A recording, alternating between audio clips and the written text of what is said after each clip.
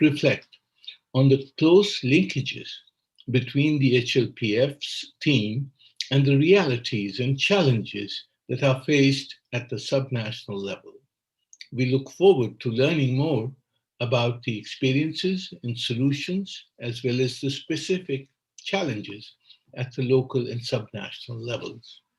Ladies and gentlemen, the nations and peoples of the world are currently facing the greatest socio-economic and development challenge since the creation of the United Nations.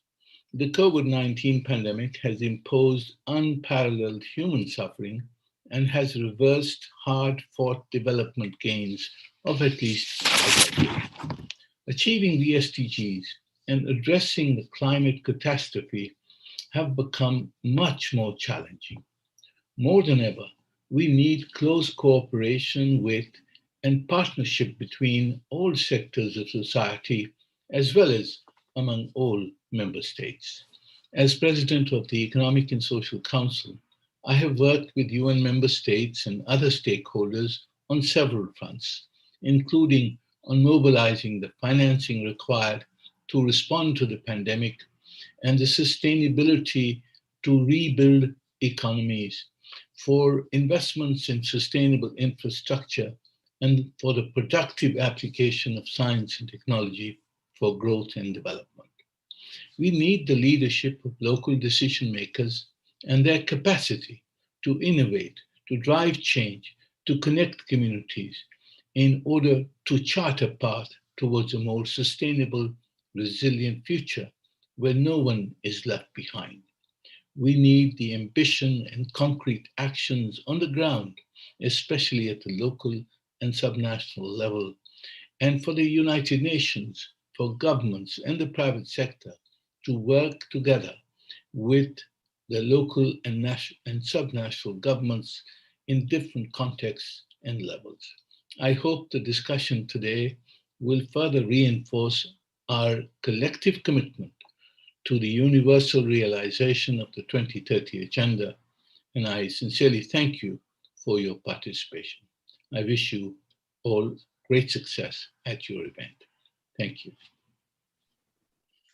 Thank you very much, Excellency, for these thoughtful remarks. And we are now going to a video message from His Excellency Liu Zemin, Under-Secretary General for Economic and Social Affairs in the United Nations Department of Economic and Social Affairs.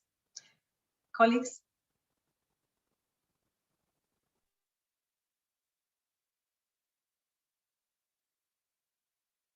Excellencies, distinguished delegates, ladies and gentlemen, it is my pleasure to welcome you to this fourth edition of the High-Level Local and Regional Government Forum, organized in connection with the United Nations High-Level Political Forum on Sustainable Development. On behalf of UNDESA, I wish to recognize our partners from the Global Taskforce of Local and Regional Governments, UN Habitat, UNDP, and Local 2030 for their great collaboration in today's event. I also take this opportunity to greet all participants who are connecting from all over the world today. Ladies and gentlemen, the COVID-19 pandemic has changed our world profoundly, causing tragic loss of life, deep suffering, and economic hardship across the globe.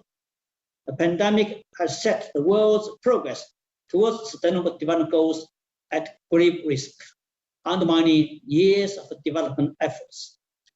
Local and regional governments around the world have been at the forefront combating the pandemic and its impacts.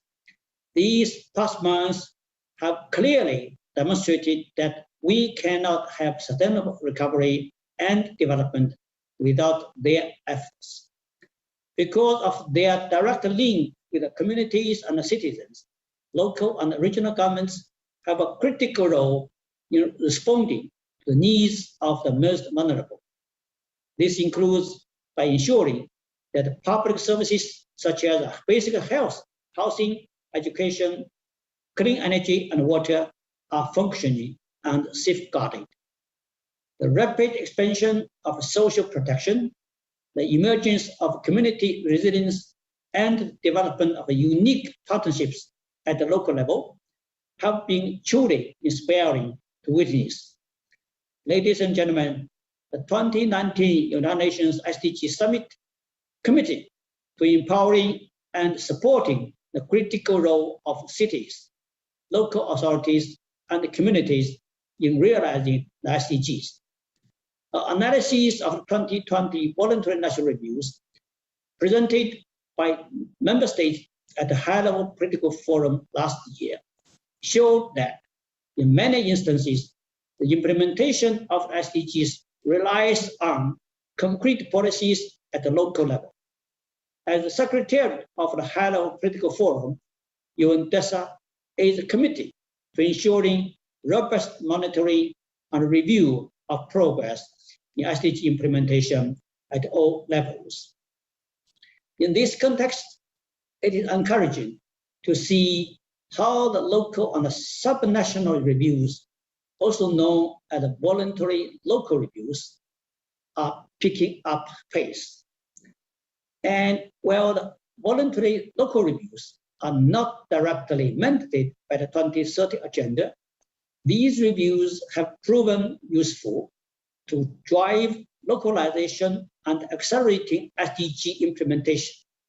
They can also serve as an important collection of concrete examples of lessons learned and successful experiences. The voluntary local reviews processes can bring multiple benefits, such as to support more integrated policymaking and coordination, to serve as a catalyst for increased engagement with civil society, the private sector, and academia, to help enhance data collection, to serve as a communication tool between different levels of government, and to facilitate the search for new and innovative means of implementation. I'm pleased to share that UNDESA has created an online platform to compile and showcase those voluntary local reviews. We have also drafted global guiding elements for voluntary local reviews to support these efforts, building on those prepared for the voluntary national reviews. I invite you all look at these tools.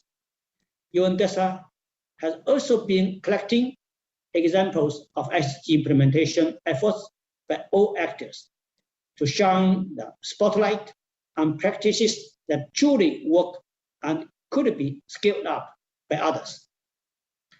For instance, the municipality of Lima in Peru has set up an initiative to support access to fresh foods during the COVID-19 outbreak.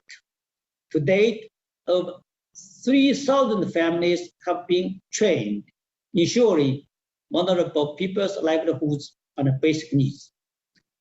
In Deqing County, China, a rural digital government system has been set up to modernize agricultural production, improve farmers' digital literacy, and promote high-quality medical resources to the countryside.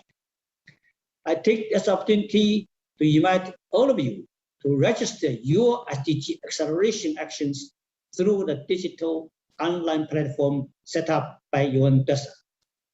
We currently have more than 300 SDG acceleration actions registered by governments and stakeholders around the world, including 24 from local and regional governments. I will be looking toward to seeing more ambitious commitments from local and regional governments featured in this global data bank. Ladies and gentlemen, this executive action to deliver the Sustainable Development Goals, let us work together in solidarity to achieve sustainable development for all, leaving no one behind. I wish you all a successful event. I thank you. Thank you very much, His Excellency, for those kind words and for reminding us how important the voluntary local and voluntary subnational reviews are. We have a couple of days coming up that are going to be covering the progress in that field with events from the 14th to the 16th during this high-level political forum. I am delighted now to go to Honorable Jan van Zanen, Mayor of The Hague, co-president of United Cities and Local Governments and the representative of the Global Task Force here. Mayor, the floor is yours. Your Excellencies, esteemed colleagues, dear friends. It is a pleasure to welcome you all to this 4th Local and Regional Governments Forum in the framework of the High-Level Political Forum. And let me especially thank the co-organizers for ensuring this vital space for our constituency every year, and to commend UNDP and UN Habitat for our important and ever-growing partnership, looking for a better future for our communities. For UCLG and the whole membership of the Global Task Force of Local and Regional Governments, this space and the growing support for localization it has inspired continues to be vital. This is the second time that we come together in this virtual format. The world continues to face trying times. As the conversations are adapting from the immediate response to include the views on what kind of world we will have in the coming years, it remains critical to ensure a recovery that is safe, inclusive, green, and just for all. Over the past month, we have come to realize how important our joint goals are and how necessary it is to develop policy and services with those in vulnerable situations. Our agenda is local and universal, and our constituency wants to ensure that this vision is embedded in the discussions here at the United Nations. In this sense, allow me to take a moment to commend the creation of the UN Task Force on the Future of Cities, an important step forward in the development of our common agenda and in the consideration of our spheres of government and the UN system. Throughout the worst of the pandemic, it has often been us, local and regional governments, supported by their associations, who work tirelessly at the front line to safeguard the rights and health of community through local public service delivery, underpinning health measures. We need a recovery that bears this fact in mind. In the coming years, to ensure a recovery that works for all, we need to support and strengthen frameworks of public services as a cornerstone of urban health. We will need to redefine what is essential by building a framework of equality and inclusion, a framework of co-creation collaboration between stakeholders, one that includes everyone in decision-making processes, including migrant and displaced populations, women and persons with disabilities. We need a democratic recovery, one that includes everyone, to truly leave no one behind. Dear friends, the new normal cannot tread the same path that we were on. As we define the packages for the recovery, we need to do so in a way they promote a sustainable economy, green infrastructures, and public services that create opportunities for all, that reduce the environmental impact of cities and territories, and in line with the ecological transformation that our planet requires. Our constituency is aware that priorities are no longer the same. We're engaged in discussions to bring to light the new essentials. A world that enables women and girls to be represented in all facets of public life. A world in which technology is led by people and managed democratically. A world of redesigned cities with sustainable basic services frameworks and territories planned with everyone in mind, so everyone can live their lives with dignity. We need a renewed multilateral system that fosters the local global localization movement and that acknowledges our role as lever for transformation. Our commitment to play a part in the localization of the global agendas is both a testimony to our commitment to development, but also the proof that local and global destinies are closely intertwined and that the inhabitants of our cities and towns are global citizens whose aspirations can only be served and protected through cohesion and solidarity. As expressed in the annual localization report that we presented last Friday, our commitment to local and subnational reporting keeps growing, with VLRs doubling from 2020 to 2021 and 15 VSRs being developed in the last years. We need more, and we need more recognition of the local action in the VNRs. We need a high-level political forum to further acknowledge the potential of local and territorial action that aids in promoting local democracy and empowers local and regional governments to deliver together the goals we set for ourselves and reflects the realities on the ground. Your Excellencies, dear mayors, dear friends, let me close by reiterating the commitment of our organized constituency of the 27 local and regional government organizations gathered within the Global Taskforce to contribute to the achievement of the Sustainable Development Goals as we know them. Carry on. Thank you very much, Honorable Mayor. Indeed, a large constituency delegation for this high-level political forum, over 200 delegates over this week, and 70 elected officials. Thank you very much for your testimony on behalf of the Global Task Force. And I am delighted now to give the floor to Her Excellency Ulrika Modier, UN Assistant Secretary General, UNDP Assistant Administrator, and Director of the Bureau of External Relations and Advocacy of UNDP. Welcome. Thank you so much. And yes, let's carry on, Excellencies and colleagues. And let me start by commending both local and regional governments for their steadfast hold of the front lines in the global struggle with the COVID-19 pandemic and looking how to make investments that takes us beyond recovery towards the achievement of the Sustainable Development Goals. It is, as we know in this forum, and as we need to tell the world, the local level where the aggregate numbers we read in the reports play out and hit hard. The 4 million lives we've lost have names and faces in their local communities. And the more than 100 million made poor by the pandemic lean on the services and support made accessible at local centers and agencies. And the 239 million we project to require life-saving humanitarian support this year, the increasing number, they will be relying on local systems and actors working closely with their national governments and international organizations and institutions.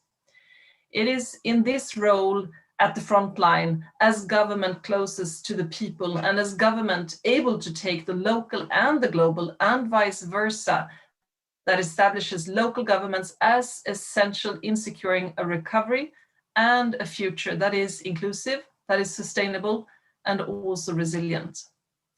Excellencies and colleagues, recovery from the COVID-19 pandemic is not a phase that follows like a sequence, the peak of any development that we would like to see. It's a continuum mutation and an uneven vaccine rollout that indicates a scenario that requires us to plan for the infinite circulation of the virus and to address its urgent and long-term differentiated impact throughout time. Let me raise to you today 3 key messages for jointly reflection. Firstly, recovery and SDG acceleration are not separate processes. They are one indivisible priority to secure a sustainable future for all humanity. The crisis, unlike any we have seen in the United Nations' 75-year history, has unraveled decades of development gains, and the regress across SDGs underline the vulnerabilities that we must address without delay. Looking at some SDGs under review this year, we can note that the SDG 1 on poverty, people in poverty, has actually increased for the first time in 20 years to 163 million this year. And the extreme poor could reach 1 billion in 2030 if economic recovery is protracted. Looking at SDG 2 on hunger, 957 million people in 93 countries today do not have enough to eat, and 239 million this year alone will need humanitarian support to live. Another SDG 3 on health, basic rights, disruptions to basic health services delivery increased deaths from both malaria in sub-Saharan Africa by 100%, and hundreds of thousands more of children may die before they reach the age of 5.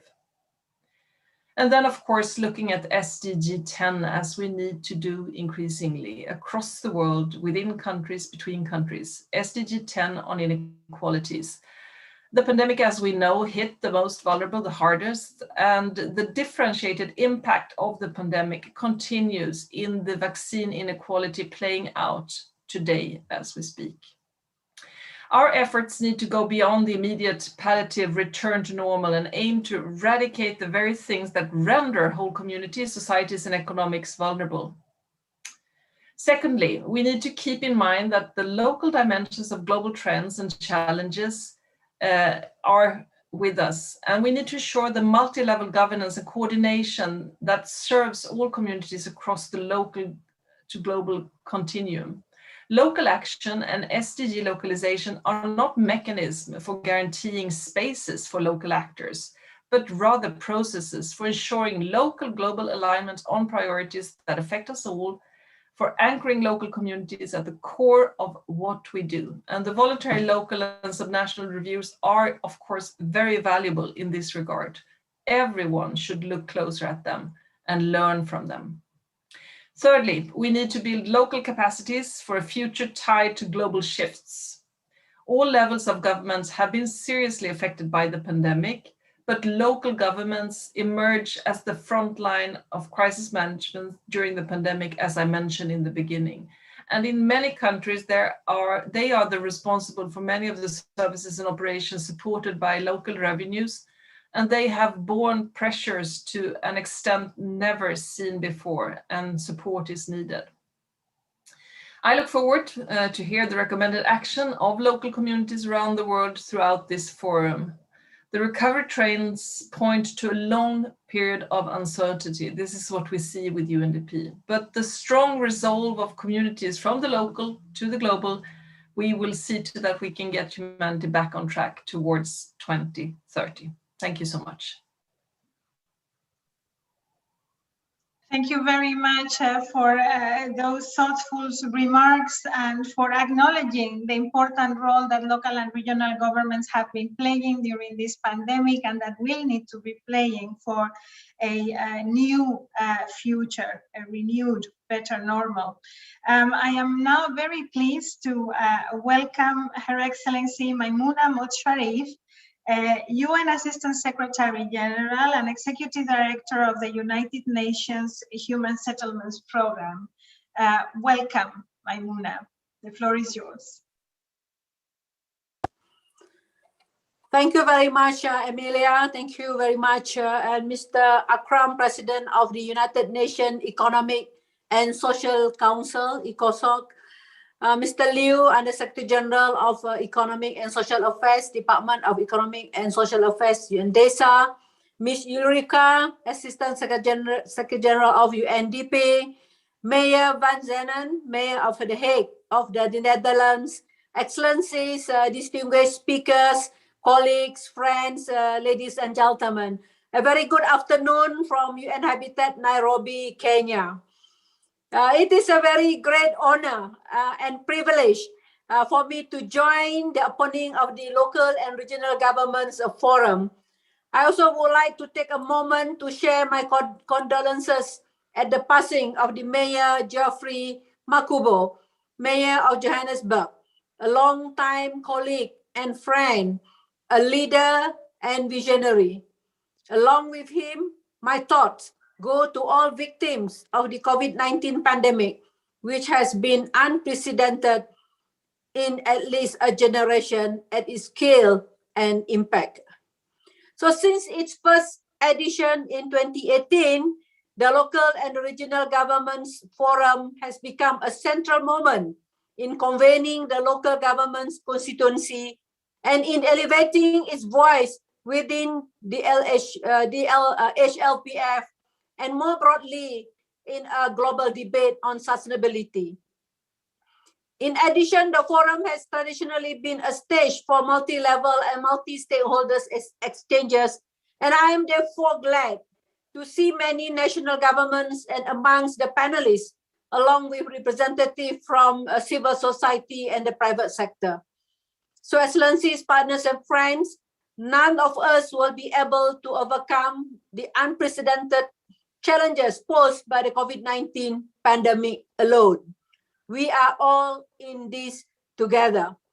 If we want to be successful in recovering from the crisis and transforming our world and societies for the better, all levels of governance, from international to local, must join hands and work in harmony towards the same goals. For this to happen, we need to place communities and territories at the center of recovery and support local governments with the adequate frameworks, means, and resources.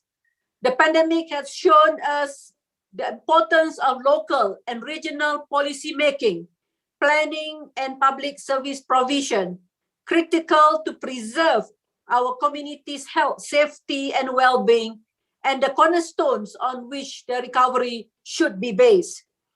Addressing the pandemic requires a granular approach as the crisis affects different urban neighborhoods and community groups differently. Localized action is also essential for the full achievement of the SDGs. Indeed, 65% of the SDG targets will not be reached without proper engagement of local and regional governments. So, Excellencies, partners, and friends, I would like to stress 3 points and 3 opportunities we have ahead. Number 1, the new urban agenda represents a key catalyst and accelerator for the SDGs. We will review the progresses made in achieving the new urban agenda and in contributing to the urban dimension of the SDGs in April 2022 during the high-level meeting of the General Assembly. The roadmap leading to that event is going to be an important opportunity for local and regional governments to highlight their work and enunciate their positions. 2, we are at the cusp of a new era for the multilateral system. Local governments need to be at its core. Many processes are in place for local action and SDG localization to be more and more central. The UN Taskforce on the Future Cities and also the United Nations Advisory Committee on Local Authorities, among others, provide local governments with the opportunity to strengthen their international positioning. Let's engage and let's reinforce this mechanism to further connect the UN and the multilateral system to the local level. My third message and opportunities is that the local governments will be at the center of the new Local 2030 coalitions, hosted by UN Habitat and co-chaired by UN Habitat and UNDP.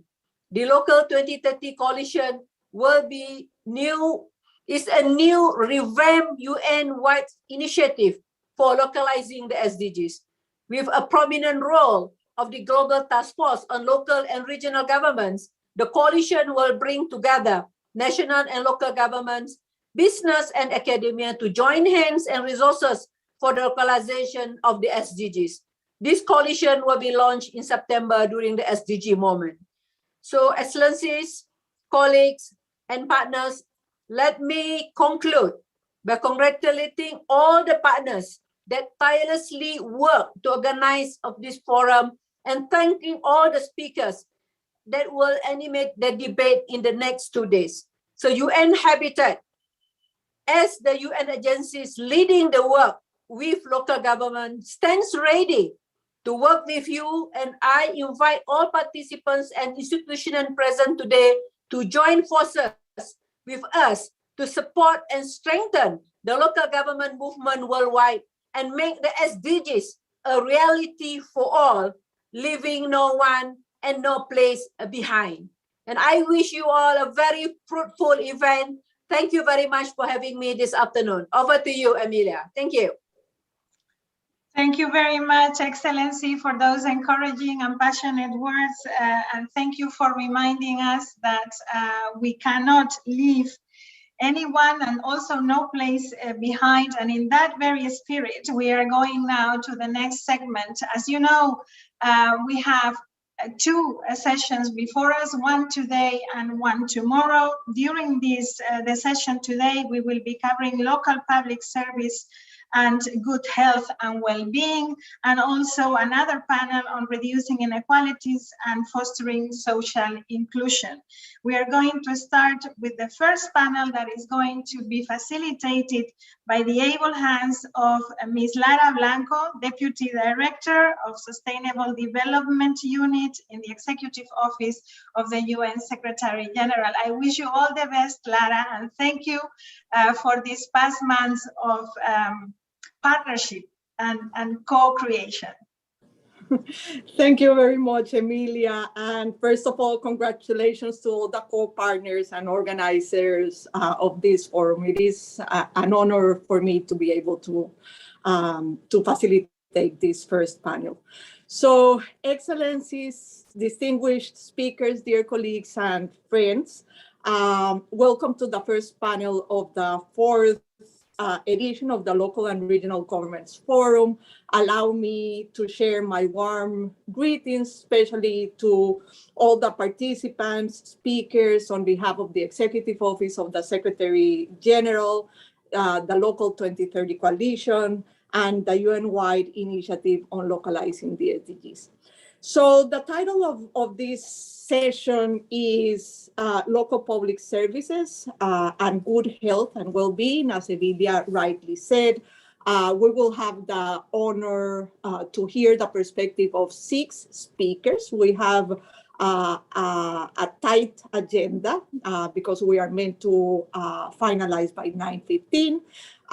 These speakers come from around the globe and will speak about the central issues of public services. Most importantly, what we are going to do now is that we are going to be looking at the intrinsic link between local public service provision and health systems, and the importance that these services play in protecting people, the planet, and fostering prosperity and care for all.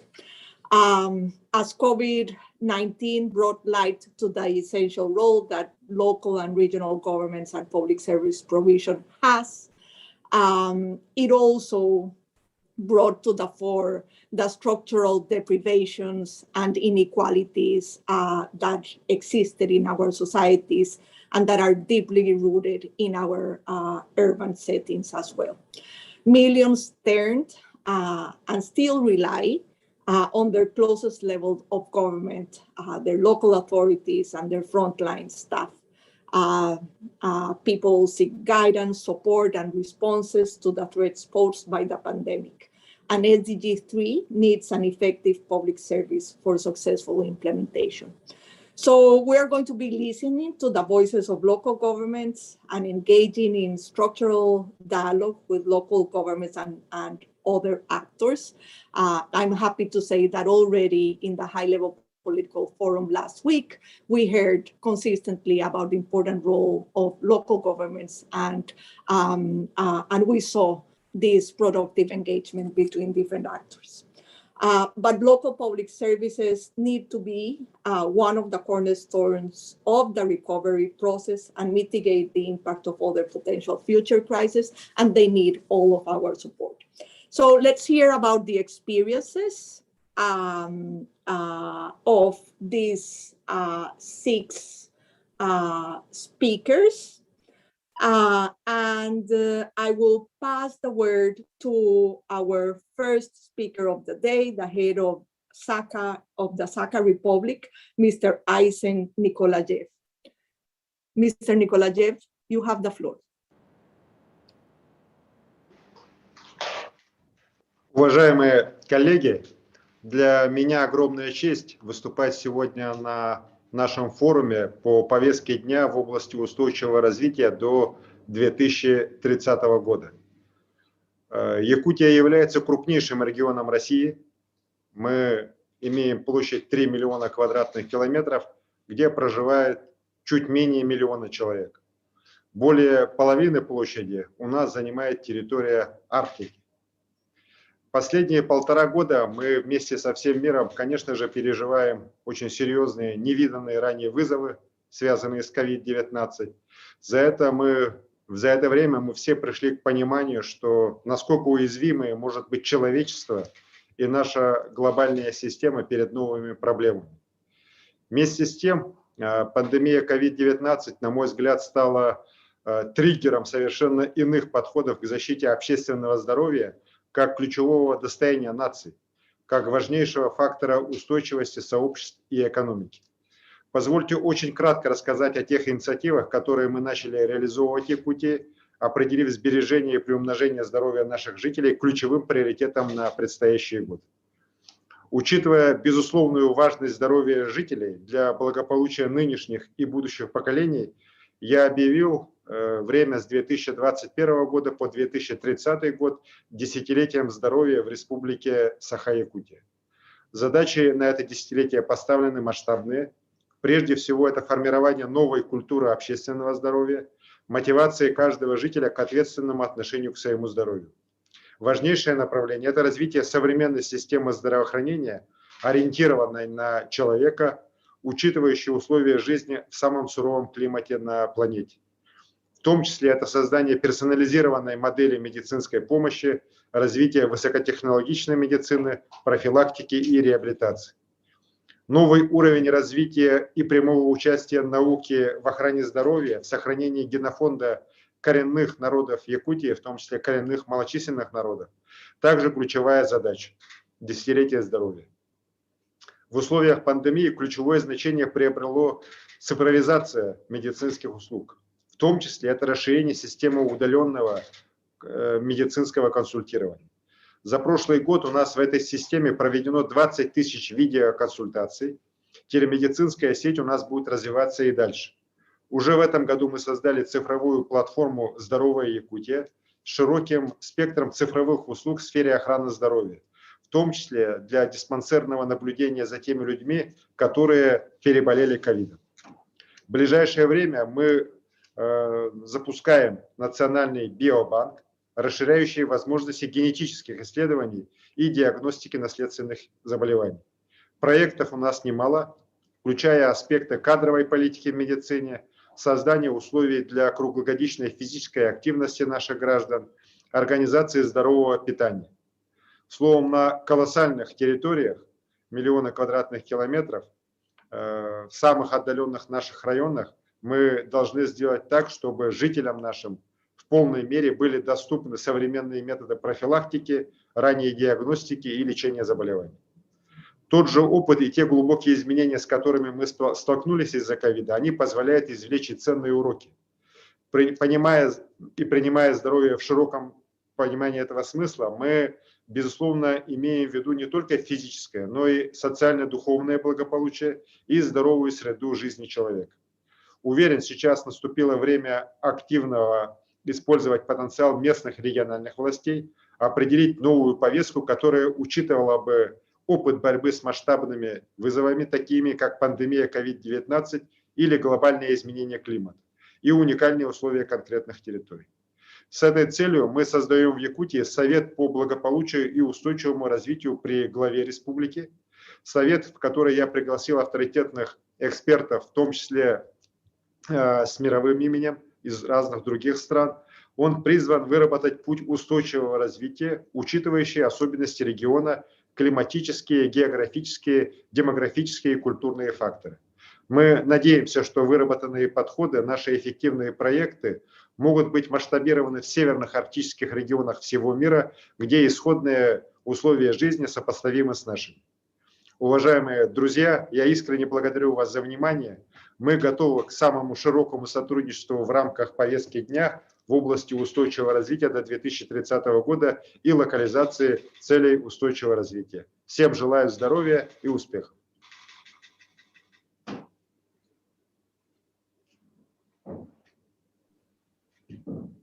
Thank you very much, Mr. LRGF. Let me now turn to the chairperson of the Commonwealth Local Government Forum, Reverend Morat Gomo. Over to you. Thank you very much, Lara. Distinguished ladies and gentlemen, it is a pleasure to be joining this event today and to be able to gather such a diverse group of local and regional government voices at the high-level political forum, albeit virtually this time. As a movement and as a collective of local government partners, we have shifted the dial now. We are increasingly being properly recognized as an integral part of the state, and therefore a partner in global dialogue around key issues and challenges facing the world. I hope that this meeting will demonstrate that further in the context of the COVID recovery. As local and regional governments, we have been at the front line in dealing with the COVID-19. And therefore, if we want to ensure an inclusive recovery with people at the center of it, we have an important role to play as local and regional governments. Globally, 4 million people have already died from COVID. Many are suffering the long-term effects of the virus, and the further 120 million more people have been pushed into poverty. This only reinforces how important it is that we reinforce and hasten progress towards meeting the SDGs. Our shared goal, global targets for people, prosperity on the planet. Even before COVID, we were not on track to meet the goals. So it has never been more important for us to join hands as a sector with other spheres of government and with civil society and the private sector to accelerate progress towards reducing inequality and achieving the goals. We have to make the multi-level expressing the agenda and minimizing a harmful impact on the planet. The pandemic has thrown into stark relief of the growing inequalities. We have seen local governments step up during the pandemic, deliver and maintain key basic services to safeguard lives, health, and livelihoods in the most challenging of circumstances. Public services, such as primary health care provision, water, waste management, sanitation, and therefore making sure markets can open, poor relief and community outreach are all local services and critical to ensuring healthy cities and communities. COVID-19 has also emphasized how interconnected we are. We know that local and regional governments must be part of this recovery. As you know, UCLG has just published its latest annual review towards the localization of SDGs on behalf of and support of the Global Taskforce members. The report highlights global examples of good practices in localizing SDGs response to health challenges. It also reflects a mixed picture with less involvement of local and regional governments in preparing voluntary national reviews. In all regions except for Europe and Asia Pacific, we want to take this transformational moment to ensure local voices are driving the recovery. Local voices are driving the recovery and the kind of development our communities want. Our report calls for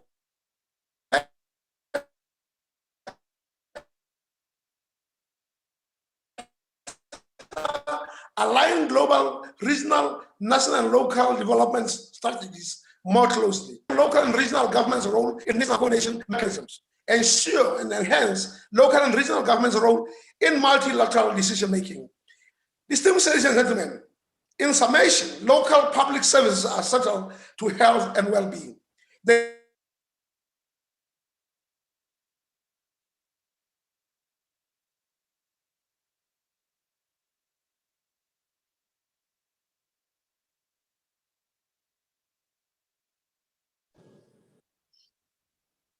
I think we lost our speaker.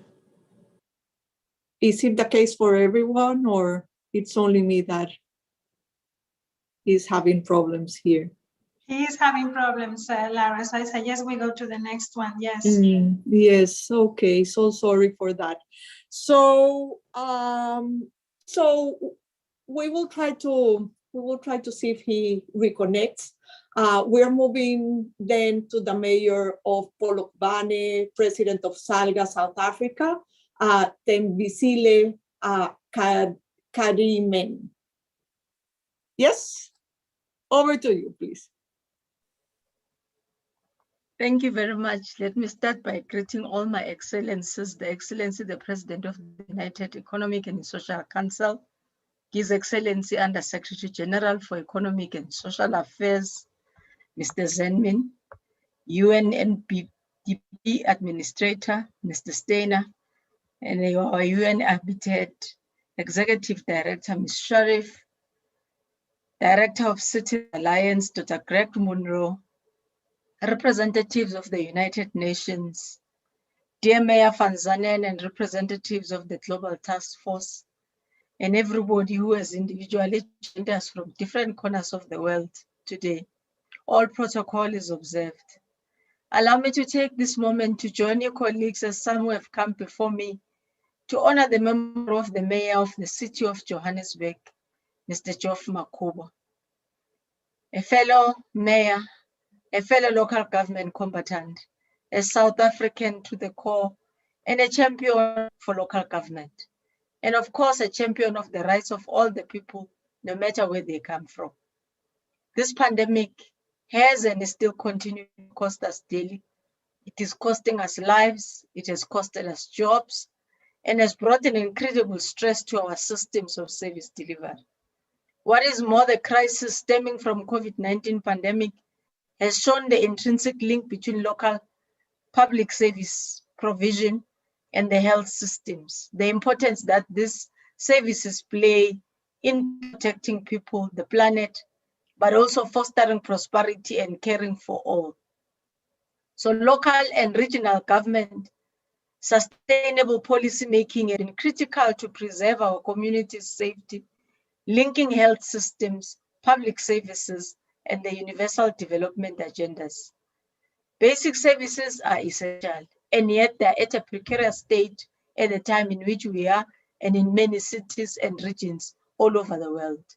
Local service delivery around the world is in jeopardy if the adequate means are put in place and promptly. We are still dealing in South Africa and in many other countries with the worst pandemic. Nevertheless, our vaccination is advancing, and the conversation to address such a recovery needs to include the local and regional governments, and we must make sure that our voice is directional and clear. It is time to adequately resource and support our public service, in particular to ensure universal health care around the world. It is more urgent than ever to honor the commitment of making vaccines a global public good through collaboration between the public and the public sector. The recovery will be local, or it will not be there, or it will not be available. It needs to place local and regional governments at the center. Local financing and resourcing needs to be at the core, and we will never be able to maintain basic services, let alone build back the better lives that we had. Only with the recovery that is people-centered and develops an economic system of basic services can we rise to the challenge and fully fund our education system to avoid leaving the millions that have dropped out from classes today to be part of the risk of falling below the minimum reading proficiency level. Packages for recovery need to promote sustainable economy, infrastructure, and public services to create opportunities for all. Only then will we say we have developed the capacity to face the digital age, to bridge the digital divide, and to skill our workers for the future of the labor market. A recovery that is people-centered, that builds on local capacities in the system of their cities. In this same high-level political forum, just a few days ago, I was honored to argue in a panel that engaged local and regional governments. And I ask, which I do again today, how the international system could support us for the need to redefine our systems of decision-making and implementation to build on local capacities. I call again, as I called then, for the acknowledgement of local involvement in the voluntary national reviews processes, for the recognition of the voluntary local reviews and the VSRs, not just as a contributions for our local government, but also as a show of our commitment and as a political tool to drive ownership of the goals that we have all aspired to achieve. I would like to highlight the importance of strengthening coordination mechanisms and including local and regional recovery. Our statement delivered to the LRGF that many colleagues from the Global Taskforce have already addressed highlights the many reasons why, as local and regional governments, we are essential not just for equitable recovery, but for the localization of the SDGs.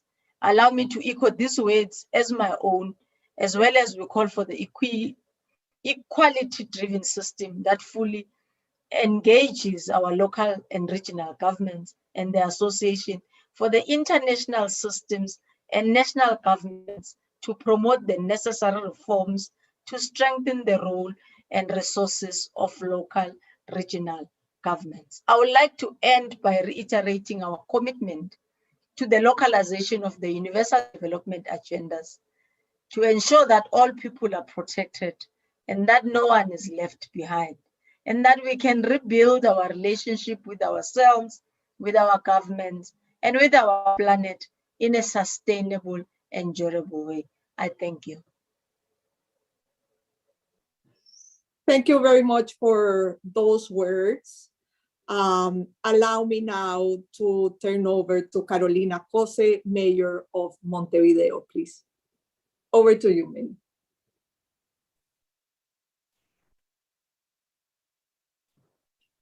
Muchísimas gracias. La verdad que quisiera agradecer a UNDESA, al Grupo de Trabajo Global de Gobiernos Locales y Regionales, a ONU Habitat y al PNUD la invitación para participar en este cuarto foro de gobiernos locales y regionales, que creo se ha constituido el principal espacio para compartir acciones de localización. Ya en este 2021, nuestra Montevideo presentó su primer informe local voluntario en torno al ODS 5 de igualdad de género, al ODS 6, agua limpia y saneamiento, y al ODS 10, reducción de las desigualdades, y al ODS 11, ciudades y comunidades sostenibles. Anunciamos hoy entonces y ratificamos nuestro compromiso para presentar las acciones clave de las metas previstas para el 2030, en las que avanzaremos en la adecuación institucional y en la agenda a partir de las prioridades del desarrollo de Montevideo. Presentaremos un nuevo informe voluntario en este 2022. Desde Montevideo hemos adaptado y desarrollado nuevos servicios para seguir apoyando a nuestras comunidades sin dejar a nadie atrás. La Intendencia de Montevideo cuenta con decenas de policlínicas barriales en los territorios y con varias unidades móviles de atención primaria a la salud y de vacunación. Hemos desarrollado en esta pandemia especialmente un abordaje territorial profundo de atención a enfermos de COVID en los territorios, de atención de acciones preventivas y de promoción de la salud. Pero cuando hablamos de salud, no podemos dejar de vincularla con los derechos fundamentales de los seres humanos. La enfermedad es un tema de los médicos, pero la salud es un tema de Estado. Por lo tanto, hemos desarrollado, desde que asumimos este gobierno en noviembre del 2020, un plan específico que se llama Plan ABC, basado en 5 ejes en ese sentido. alimentación, trabajo, salud, territorios e igualdad. Y estos 5 ejes despliegan acciones que están en línea con varios ODS, el ODS 3, el 5, el 2, el 10 y el 11. Creemos que la pandemia ha llamado especialmente la atención sobre los espacios públicos como espacios de salud. Y creo que a partir de la pandemia el urbanismo ya no será lo mismo. La cultura ya no será lo mismo. La cultura, como dice el poema, es necesaria como el pan de cada día y debe adaptarse para poder seguir llegando a la mayor cantidad de personas y para construir entre todos el alma de nuestra sociedad. En este mundo post-COVID, quizás pase a ser la salud el eje central de la construcción de la política a nivel mundial. Quizás, ojalá, las políticas de salud desplacen o sean la inspiración de nuevas políticas económicas, porque defender la salud es defender la vida, y defender la vida es el objetivo principal de la política, que es la mejor forma de organizarnos que hemos encontrado los seres humanos hasta ahora. Muchísimas gracias y cuenten con el compromiso de Montevideo para seguir andando. Muchísimas gracias por esas palabras. Let me now turn over to also Jorge Muñoz Wells, Mayor of Lima. Adelante, por favor. Bien, muchas gracias. Muy buenos días desde Lima. Un gusto poder estar con todos ustedes. También tenemos el reto de cumplir con los 4 minutos, como nos ha señalado Lara Blanco. Y voy a tratar de ser muy conciso para poder explicar la importancia que tienen los gobiernos locales dentro de lo que son las metas o cumplimientos de los Objetivos de Desarrollo Sostenible. El primer punto es que en el año 2015 se hizo una medición y se decía que el 65% de las metas de los Objetivos de Desarrollo Sostenible no se cumplirían si no se involucraba a los gobiernos locales, y por ello este involucramiento es muy importante. Nos toca hablar sobre el Objetivo de Desarrollo Sostenible 3, pero todos los objetivos de desarrollo se tocan entre sí y hay una correlación muy importante que yo quiero destacar entre el Objetivo 3, el 11, que es lo que nos corresponde desde una perspectiva territorial a nosotros como ciudades, y lo que estamos haciendo en estos momentos, estas alianzas de importancia que nos potencian para poder ser todavía más impactantes en nuestro objetivo de cumplimiento de los objetivos, a su vez, de desarrollo sostenible. Quiero mencionar que Lima se suma a la presentación de informes locales voluntarios y vamos a ser la 5ª ciudad latinoamericana en poder estar presentando estos informes locales voluntarios. Y en ese sentido, quería compartir con ustedes también que tenemos una serie de acciones a nivel de salud, pero voy a hablar de 5 de estos puntos que son los más importantes que estamos trabajando.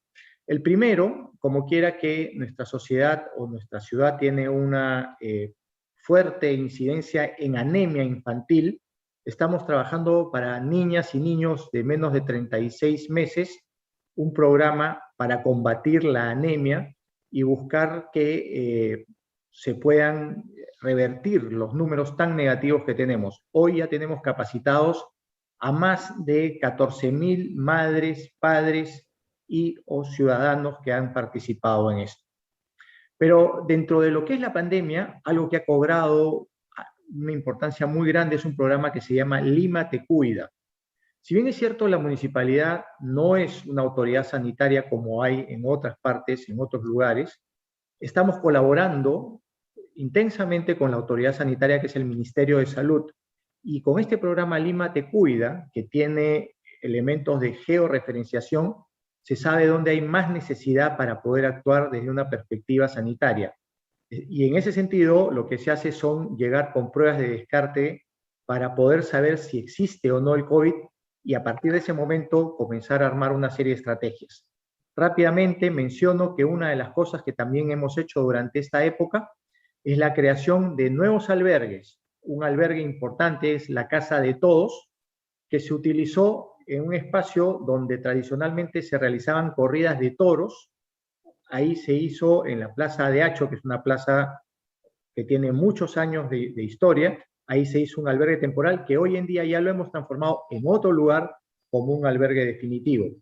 Estamos también, como tercer punto, trabajando, o como cuarto punto ya, perdón, trabajando lo que son las ollas comunes, que es ir a lugares donde hay mucha necesidad de comida, de alimentación, y capacitando a la comunidad para que lo que la comunidad hace en esos espacios y la consecución de comida para poder alimentar a las personas pueda tener una sostenibilidad en el tiempo y que pueda llegar a la mayor cantidad de personas en esas zonas. Y por último, algo que no está exento de relación con todo esto que venimos mencionando, es que hemos desarrollado un plan de acción climático. Por primera vez Lima tiene un plan de acción climático que va a ayudar a poder tener también muchísima conectividad con los temas de salud en la ciudad. Tenemos varias otras cosas más, pero por temas de tiempo me voy a ceñir solamente a estas y finalizar diciendo que renovamos nuestro compromiso de trabajo para poder lograr las metas de los Objetivos de Desarrollo Sostenible. Muchísimas gracias.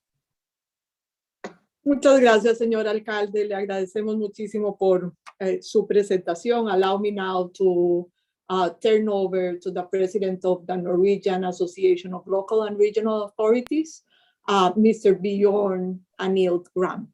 Over to you. Well, thank you, Chair. Excellencies, dear friends and colleagues, public services are at the heart of local and regional governments. A fair, transparent, and effective provision of healthcare and well-being services is crucial in a modern and sustainable society.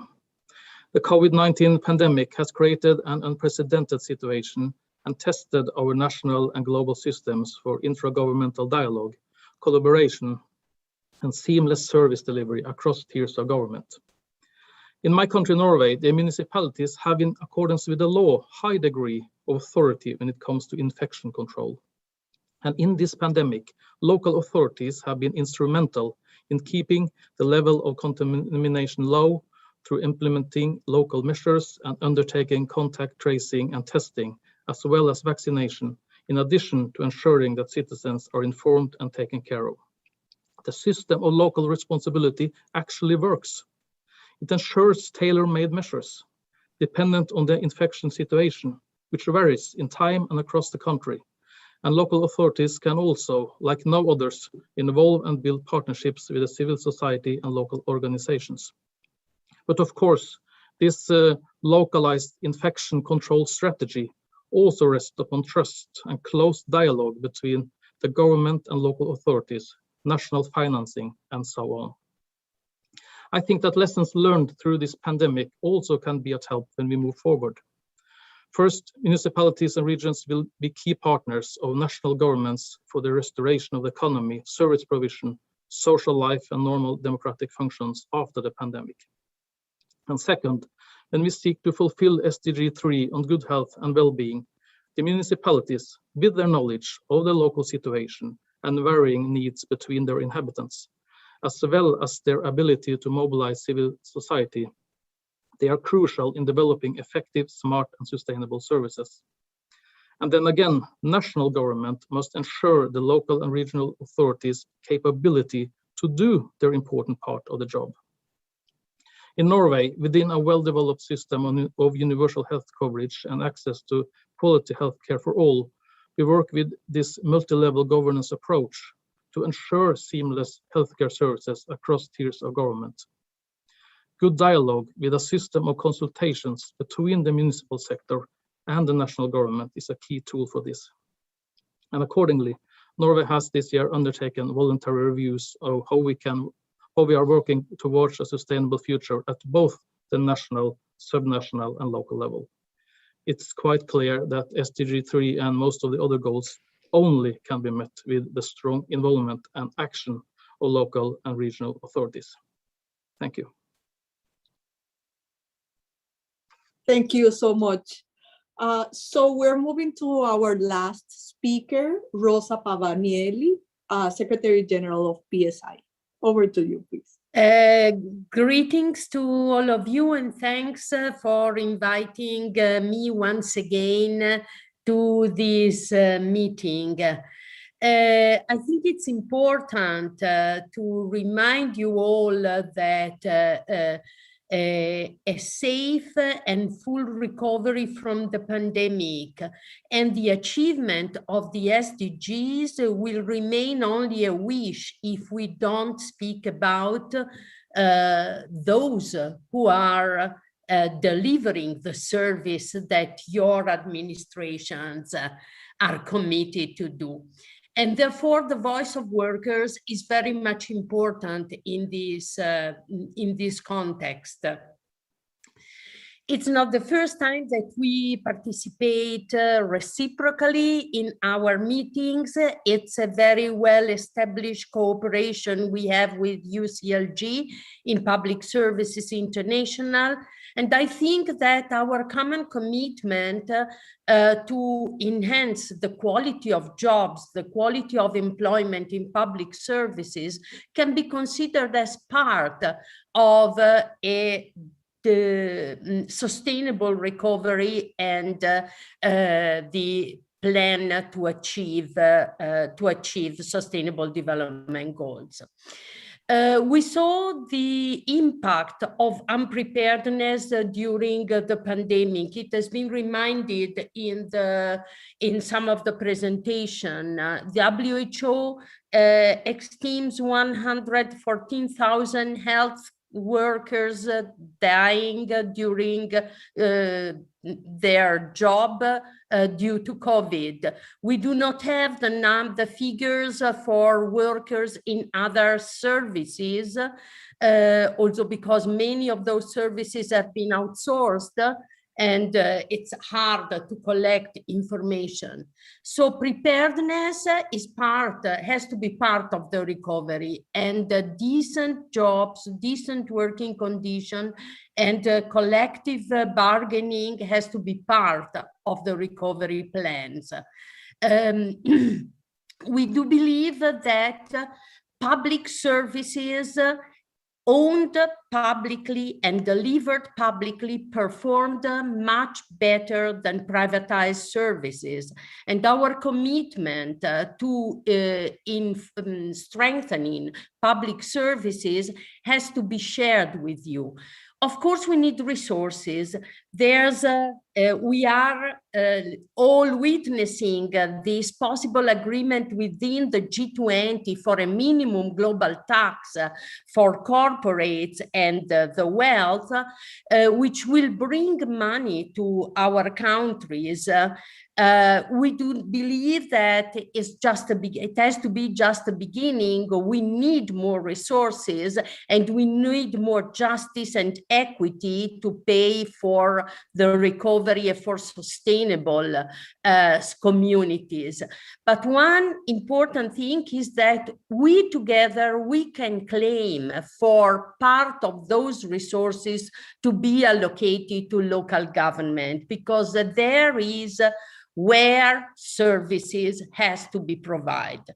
And also quality and decent jobs can rely on resources that has to be shared among our communities, not centralized.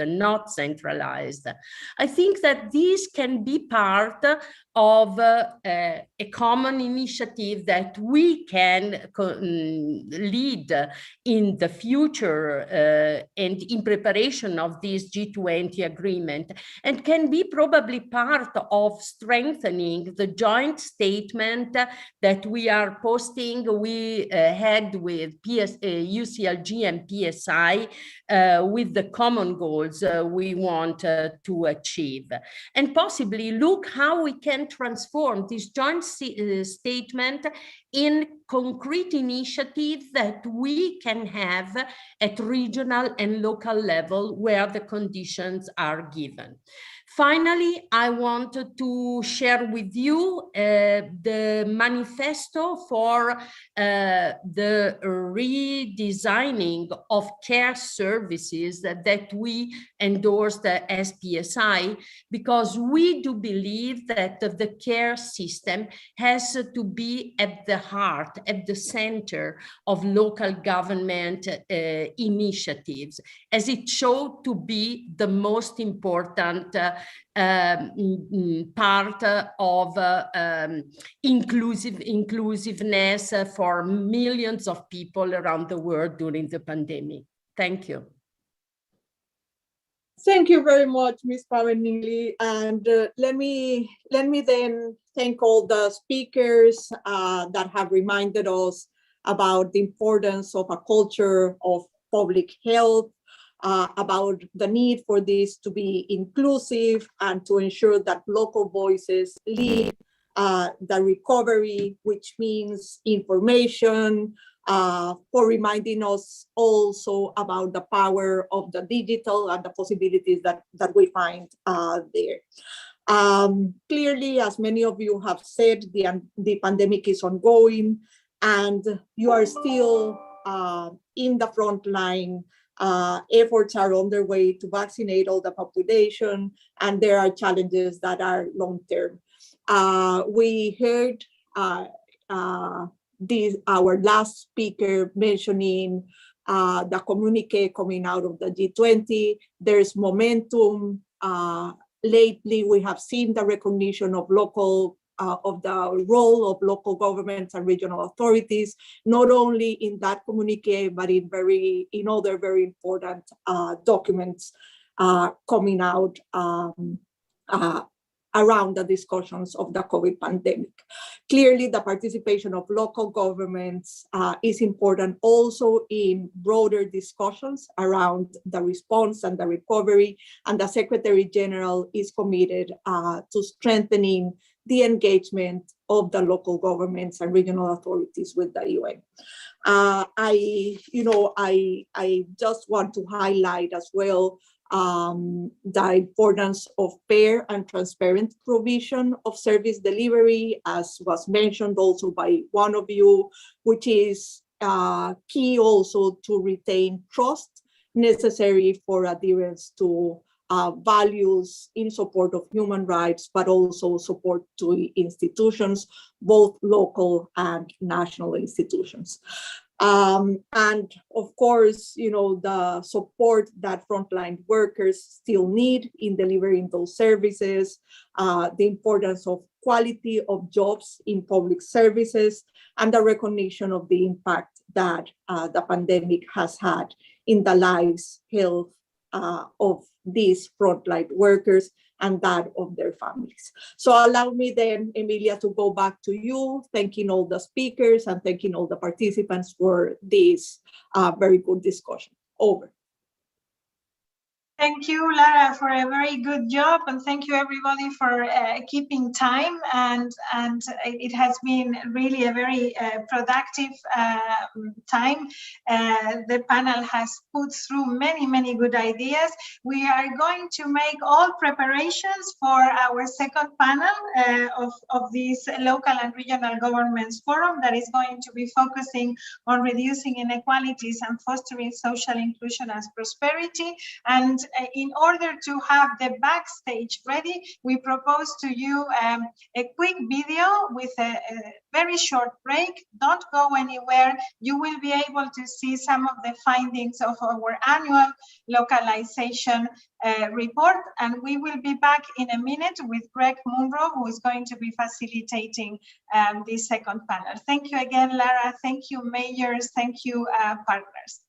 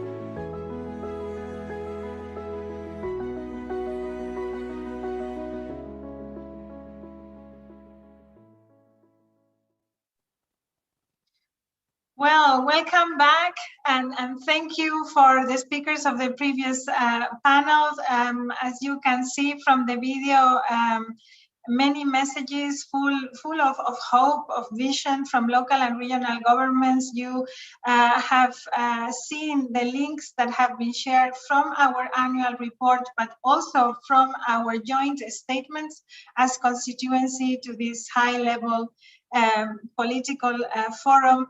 And we are now starting to get ready to get back to this second panel of the high-level political forum, Local and Regional Governments Forum 4th edition. I am going to introduce to you our dear colleague, Greg Munro, one of our own. He used to be the director of the Commonwealth Local Governments Forum and is currently the director of a very important partner and partnership for local governments around the world, Cities Alliance. This panel is going to be looking at reducing inequalities and fostering social inclusion and prosperity. And a very interesting lineup you have as well, Greg. I give you the floor now, and I will keep you posted on any updates from speakers. The floor is yours, and thank you for joining us once again. Thank you, Emilia, and good morning, good afternoon, excellencies and colleagues, all protocol observed. If COVID has done one thing for our approach to development, it has shown us firstly how vulnerable we are as a society, and secondly, how integrated we are, that we are one integrated society and we will succeed or fail together. We have seen widespread collapse in informal economies and how dependent formal economies are on the informal economy.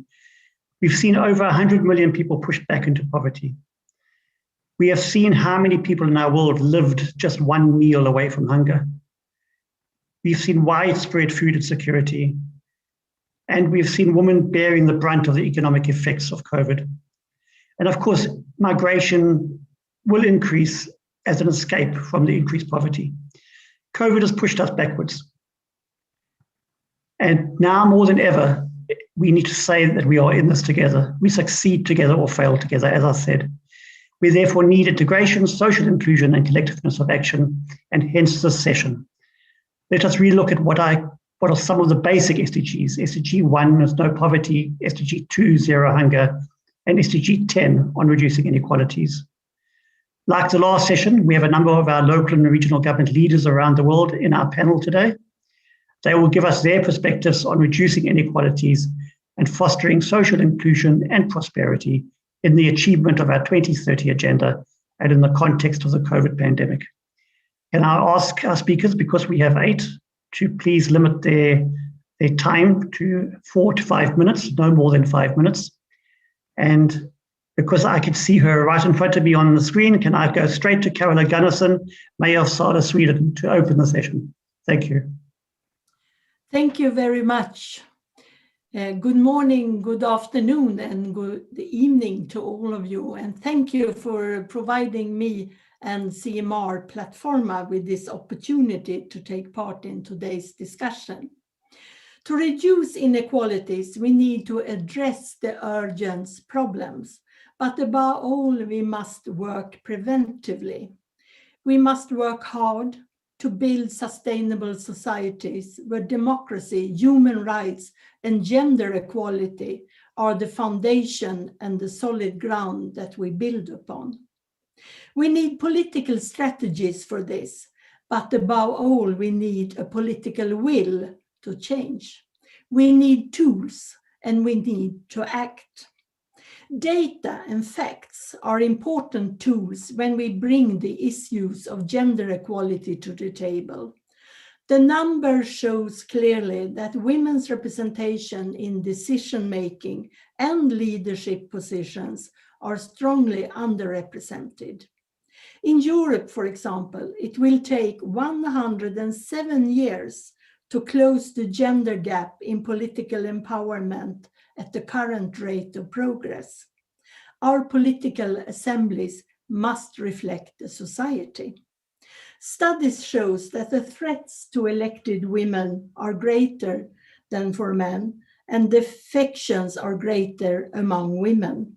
Violence and harassment against women politicians drives women away from politics as a vocation and contributes to the continuing gender gap and underrepresentation of women in politics.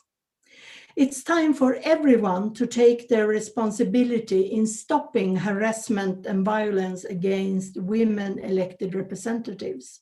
We must together create safe and inclusive spaces for decision-making. CMR and members are this year celebrating not only 70 years of European Cooperation of Solidarity, but also 15 years of the European Charter for Equality. That's the reference tool and framework for creating gender equality, starting with our own towns and regions.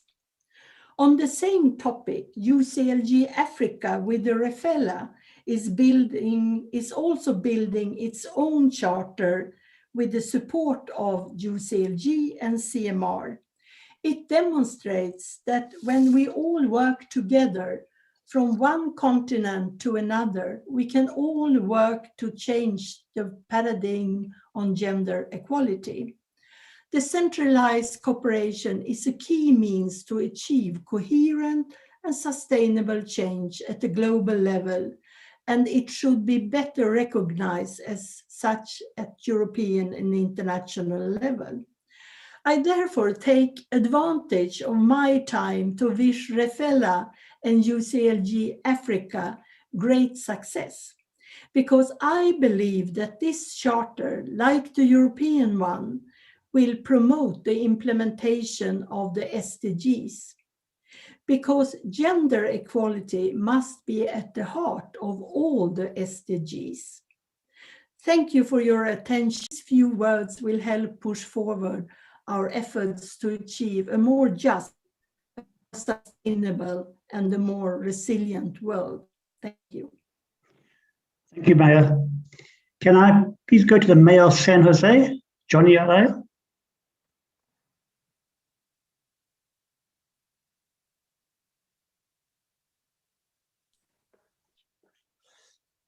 Un saludo desde San José, Costa Rica, a todas las autoridades de Naciones Unidas que nos acompañan, a los representantes de Cities Alliance, queridos alcaldes y representantes del Global Taskforce, Emilia Saiz, secretaria general de la CGLU.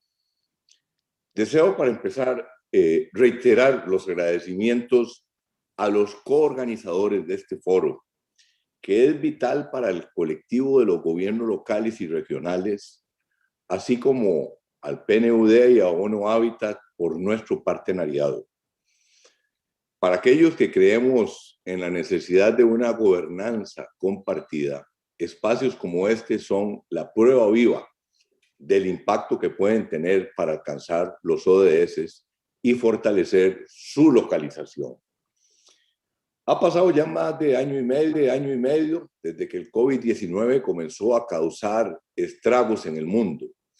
18 meses que nos advierten de la necesidad de construir territorios y ciudades resilientes y sostenibles, de la necesidad de reducir las desigualdades en el acceso a los servicios de nuestras comunidades y de que debemos seguir trabajando por transformar nuestra relación con el planeta y la naturaleza y transformando nuestros sistemas también de producción y consumo.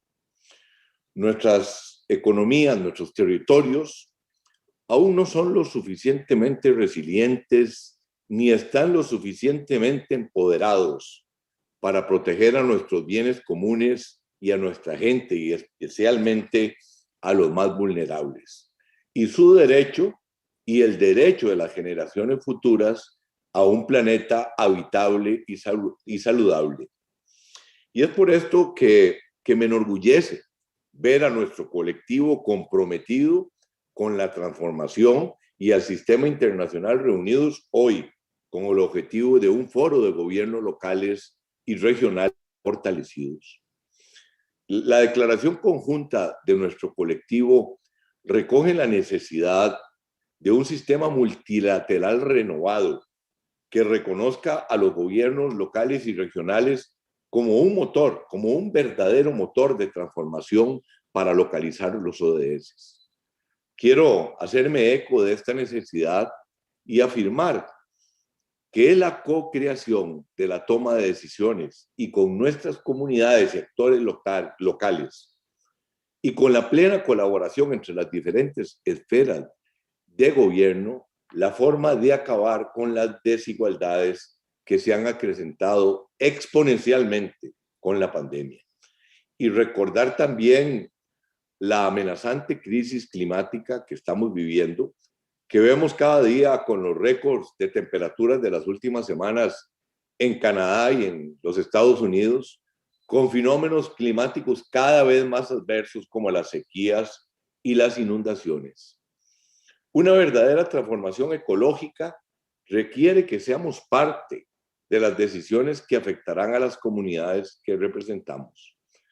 Debemos aprovechar las conversaciones sobre la recuperación para que el nuevo orden que surja tras el COVID tenga en cuenta también a los productores locales, las cadenas de producción y consumo sostenible y unos sistemas alimentarios pensados para responder a las necesidades de las personas. Hacia la cumbre del clima, la COP26, es vital unirnos a las campañas Race to Zero o Race to Resilience para que la recuperación del COVID sea también la recuperación del planeta y para que el cumplimiento de los acuerdos del clima sea justo con nuestras comunidades. Ante este foro de alto nivel, que he tenido el honor de participar prácticamente en todas las oportunidades, nuestro colectivo debe seguir defendiendo que somos actores esenciales para fomentar la apropiación de este marco transformador de la Agenda 2030 y claves también para lograr que los cambios sociales liderados por las comunidades nos lleven hacia un mundo más sostenible y más justo. Somos sin duda la esfera de gobierno que mejor puede canalizar las aspiraciones de nuestras comunidades. No podemos hacerlo solos y solas. Necesitamos marcos legales que faciliten la co-creación y que permitan a los gobiernos locales y regionales actuar. Necesitamos voz y voto en los debates sobre la recuperación económica y necesitamos que los estímulos financieros para la recuperación económica se otorguen teniendo en cuenta las comunidades locales y el papel de sus gobiernos en la respuesta de las necesidades básicas. Tengan por seguro que nuestro colectivo organizado, las 27 redes de gobiernos locales y regionales reunidas en el Global Taskforce, estamos comprometidas con la localización de los ODS y con alcanzar una agenda común planetaria para definir conjuntamente un futuro mejor para todos. Muchas gracias. Thank you, Mayor. Can I please go to Magnus Berntsson, who's the Regional Minister for the Environment and Vice President of the Regional Council of Västra in Gotland in Sweden. Thank you, Greg. Good morning, good afternoon, good evening, Excellencies, dear friends across the whole globe. The 2030 Agenda is born out of our collective vision for a more equal and fairer world. Its sustainable development goals are for everyone, everywhere. Now evidence shows that things are not on track. Inequalities are large and growing. If the COVID-19 pandemic has intensified these structural inequalities, the recovery response is a powerful opportunity to move in the transformational direction envisioned in the agenda and create a more inclusive economies and societies. Inequalities are one of the long-standing and hardest issues faced by our regions. And they are bad not only for social cohesion, but also for our economy and democracy.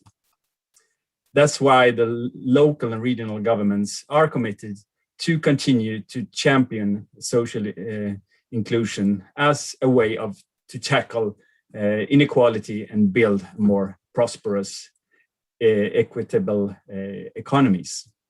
This means continuing our vital role in promoting equal opportunities, to providing essential services and investing in a more targeted policies to ensure better progress for the most excluded members of our societies, including ensuring empowered access to healthcare, education, social welfare, housing, transport, and connectivity. Facing the participation in employment and its positive economic outcomes, promoting gender equality, and managing diversity as a resource for innovation and growth. This is also involving making our regions competitive while ensuring social sustainability through shared prosperity. This is a shared task, so partnership across all levels of government and sectors of society is a key ingredient by which we can achieve a more sustainable and prosperous and fair and also resilient future. In our role, regional governments have been building participatory mechanism for decision-making involving our citizens and stakeholders, including civil society, academia, and business organizations in policy formulation and implementation.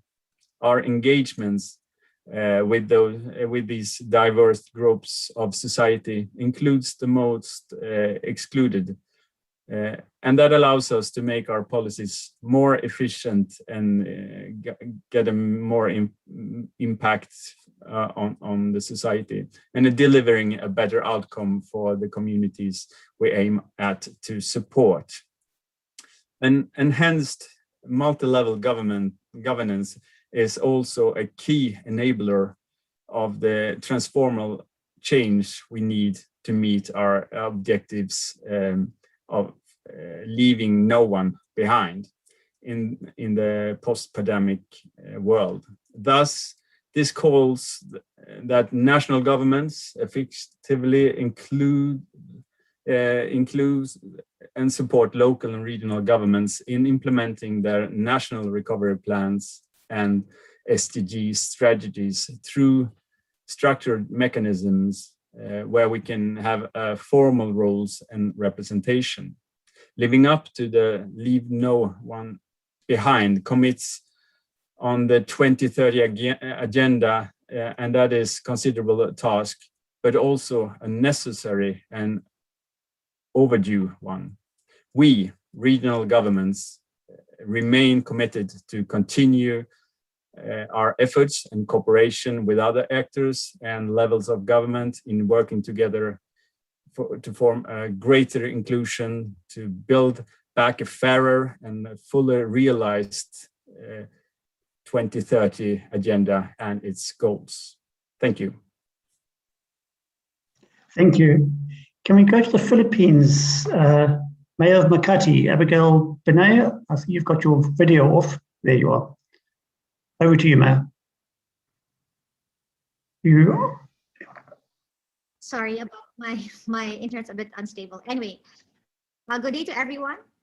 Social inclusion and shared prosperity have been the guiding principles of the local government of Makati since February 1980, when the EDSA revolution led to a radical shift in the way the city has been governed for decades. Since then, these principles have defined how we plan, how we work, and how we govern. Under my administration, the policies and programs that have actualized these guiding principles have been enhanced and expanded. Being a financial center of the Philippines has provided us the long-term stability we needed to pursue groundbreaking programs in public health, education, employment, and social welfare. It has allowed us to uplift the conditions of the poor, promote greater respect and inclusivity, and address the growing threat of climate change. But promoting social inclusion also requires being inclusive in the crafting of programs and policies. Since 1986, the local government has made it a policy to hold dialogues and consultations with citizens, private sector, and other stakeholders in the crafting of programs, policies, and local legislation. This is a sharp departure from the previous practice, where policies and programs are set almost exclusively by the leadership, with little regard for the concerns of the sectors to be affected. Technology has also had a positive impact on the manner in which we communicate with our constituents and other stakeholders. The many social media platforms available have allowed us to talk directly to our target sectors, engage them, and receive feedback. The onset of the pandemic, which has restricted mobility and face-to-face interaction, has made these platforms indispensable. Over the years, our programs have had a significant impact on the standard of living of our constituents. In the past, Makati was presented as a city where prosperity thrives amidst urban squalor. Today, Makati has the lowest poverty incidence in Metro Manila at 0.2% of the population, according to data from the Philippine Statistics Authority. The national poverty rate is at 16.6%. Achieving the social development goals at the local level requires the of the leaders and stable linkages with the stakeholders. But it would also require resources, which many localities in the Philippines do not have. Makati's situation is unique. We are the country's financial center and home to the top corporations. On the other hand, a considerable number of local governments in the Philippines are classified as fourth class and fifth class municipalities. And it's also in these areas where the incidence of poverty remains high. These local governments have been dealing with fiscal difficulties even before the pandemic. And the pandemic, which has led to the closure of businesses for an extended period and the need to provide assistance to their constituents, has left them with very little resources. Unless they are provided with a lifeline, they face the possibility of cutting back on their services, which would be detrimental to their constituents. This would also impact on their efforts to meet the SDGs. Considering the uncertainties faced by local governments worldwide, I believe we need to explore how local governments can enhance and access assistance. This, for me, is imperative. We are to ensure that prosperity and social inclusion do not become casual. For me, it's imperative if we are to ensure that prosperity and social inclusion do not become casualties of the pandemic. Thank you very much. Thank you, Mayor. And now we go to Stockholm, to Mayor Anna Koenig-Jermeyer, who's the Mayor of Stockholm. Thank you. And I think it's really important to have this forum because it's highlight that we must engage all levels and have a multidisciplinary approach when we work together. And we work together towards recovery post-COVID-19 and also a more sustainable 2030. And we must rebuild our cities, and not just better, but fully in line with the ambitions of the SDGs. And the pandemic has ravaged some of the fabric that is global collaboration. But it has also shown how much of our challenges that are intertwined. How climate change, as well as challenges to biodiversity conservation and human rights, all affect our way of life. How local challenges become global threats, and how international trends can have a local impact. However, there is still time, and I truly believe that we, because of the SDG, have a better opportunity to identify mutual challenges and the solution to these challenges. And the agenda make it easier for us to establish a common framework with our other agents for change, such as businesses, civil society organizations, national agencies, and academia. And Stockholm's ambition to take a leading role in implementing the 2030 agenda and the SDG at the local level is high. We encourage our own operation to work more holistic and innovative so that sustainable solutions and human rights can be easy access in everyday life. This is the foundation for a city that truly builds its operation upon all three dimensions of sustainability: social, environmental, and economic. And as a mayor, I'm determined to work hard so that Stockholm becomes a resilient city of opportunities where no one is left behind. And this means that reducing inequality is a necessity for achieving the SDG. One example of this is how we work towards gender equality. Stockholm is a city where the gender pay gap is gradually shrinking. However, it's fundamental to increase women's prospect to have the same opportunity as men to enter the labor market. Our operations must ensure a fair distribution of power, influence, and resources between women, men, girls, and boys. And we must work harder to safeguard girls' and women's human rights. A resilient city is also a safe city where you are free from violence regardless of gender. We know, for instance, that women with disabilities have a higher risk of domestic violence and sexual abuse, and we must therefore target our actions to be more inclusive. And another example is how we implement a gender aspect when we plan our streets and city districts, because a place safe for women and children are safe for everyone. Another example that showcases why we must work more holistic is Stockholm's sustainable food system. Every year we buy more than 15,000 tons of food products. And this gives us a great opportunity to influence the entire food system in Stockholm in a more sustainable direction, from farm to fork.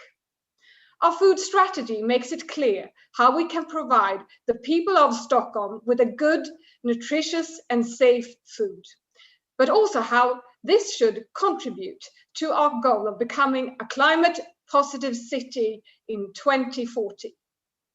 In both of these examples, we work closely together with businesses and civil society organizations to ensure that we learn from each other while we reinforce each other's strength. CSO have a direct connection to our citizens, while businesses often are the first to innovate and try new sustainable solutions. We are all local parts of the global solutions where resilient cities leave no one behind. Thank you. Thank you, Mayor. And can we do a quick trip across the Atlantic to Canada, to Mayor Branovich, Mayor of Kitchener? Absolutely. Thank you. Thank you very much, Excellencies, colleagues, local government friends around the world. It's a real pleasure to be able to join you again this year, although it would be so much better if we were able to gather in person again. Virtual certainly works. The past year has seen local and regional governments at the forefront, not only of the pandemic, but as they've continued to see us at the forefront of the achievement of the 2030 Agenda for Sustainable Development and the Sustainable Development Goals through our provision of local public services and management of our territories. Both throughout the pandemic and as we look to building back better, cities and regions are realizing that if we will ensure a recovery that is inclusive, sustainable, and resilient, it'll be key for us to ensure both the maintenance of these services and access to adequate funding post-COVID-19. As I reflect on these issues, I'd like to very briefly look at it from a national, provincial, and a local perspective.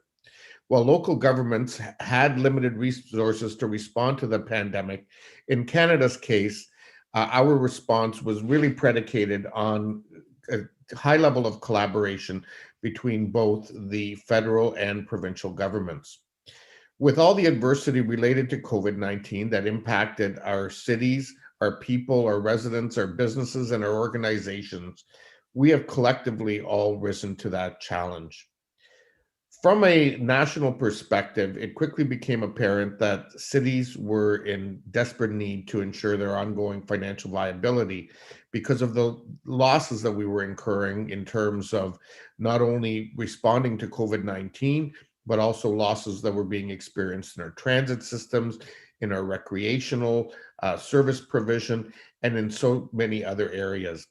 And through the active advocacy of the Federation of Canadian Municipalities and our advocacy with both the federal government and in particular the Deputy Prime Minister, Chrystia Freeland, who was meeting regularly with our big city mayors, as well as with our provincial government, we were able to put in Ontario's case, a $4 billion program that helped ensure that cities had the funding they needed in order to work through the pandemic. From a City of Kitchener point of view, we challenged our community to imagine our Kitchener of the future. And in October of 2020, we approved our Make It Kitchener 2.0 economic development strategy. Even before COVID, Make It Kitchener was intended to be a vision for economic growth for the next decade in our community's development and was intended to align with the Sustainable Development Goals. But while the pandemic delayed the adoption of the strategy, it did focus it on economic recovery and ensuring we built back better and in a way that further advanced our city's commitment to the SDGs as already connected to our city's strategic plan. So what were we doing locally? Well, first of all, one portion or $5 million of a $110 million fund that was attached to this economic development plan had been dedicated to local economic recovery. $1 million to support small businesses and stimulate growth and opportunity, $2 million to support our local service industries, and in particular to support businesses that are women-led, those that were led by racialized communities, as well as those that are led by Indigenous communities. And $1.5 million to partner with our technology and innovation organization to deliver business recovery supports, particularly in the area of health going forward. We also have invested over $10 million into affordable housing as a city to partner with the provincial and federal governments. And our first project there was, in fact, to build a 30 to 50 unit women's supportive housing unit. And this was a partnership between us as the landholder, funding agencies, and operating agencies, in particular the YWCA. And by doing this, we've ensured that those in our community who were most vulnerable and struggling and who saw that exacerbated by the pandemic are able to rely on new supportive housing coming out of the pandemic going forward. So all in all, I think the past year has been filled with adversity. We've had losses and those have been tragic, but we've also seen resilience. As a community, as a region, and as a country, we're prepared to work together so that we can come out of this pandemic stronger than ever and building back better. Thank you very much. Thank you, Mayor. So we will now go to two partners. So the first is the National Planning Department of Colombia and the Deputy Director, Daniel Gomez. Thank you very much. Good morning to everyone. Thank you all for inviting and organizing this forum. I'd like to share the experience of Colombia in the recovery process and fostering a recovery that is aligned with SDGs, that is resilient, and particularly emphasize the role of collaboration with local communities to build these policies and to guarantee their implementation.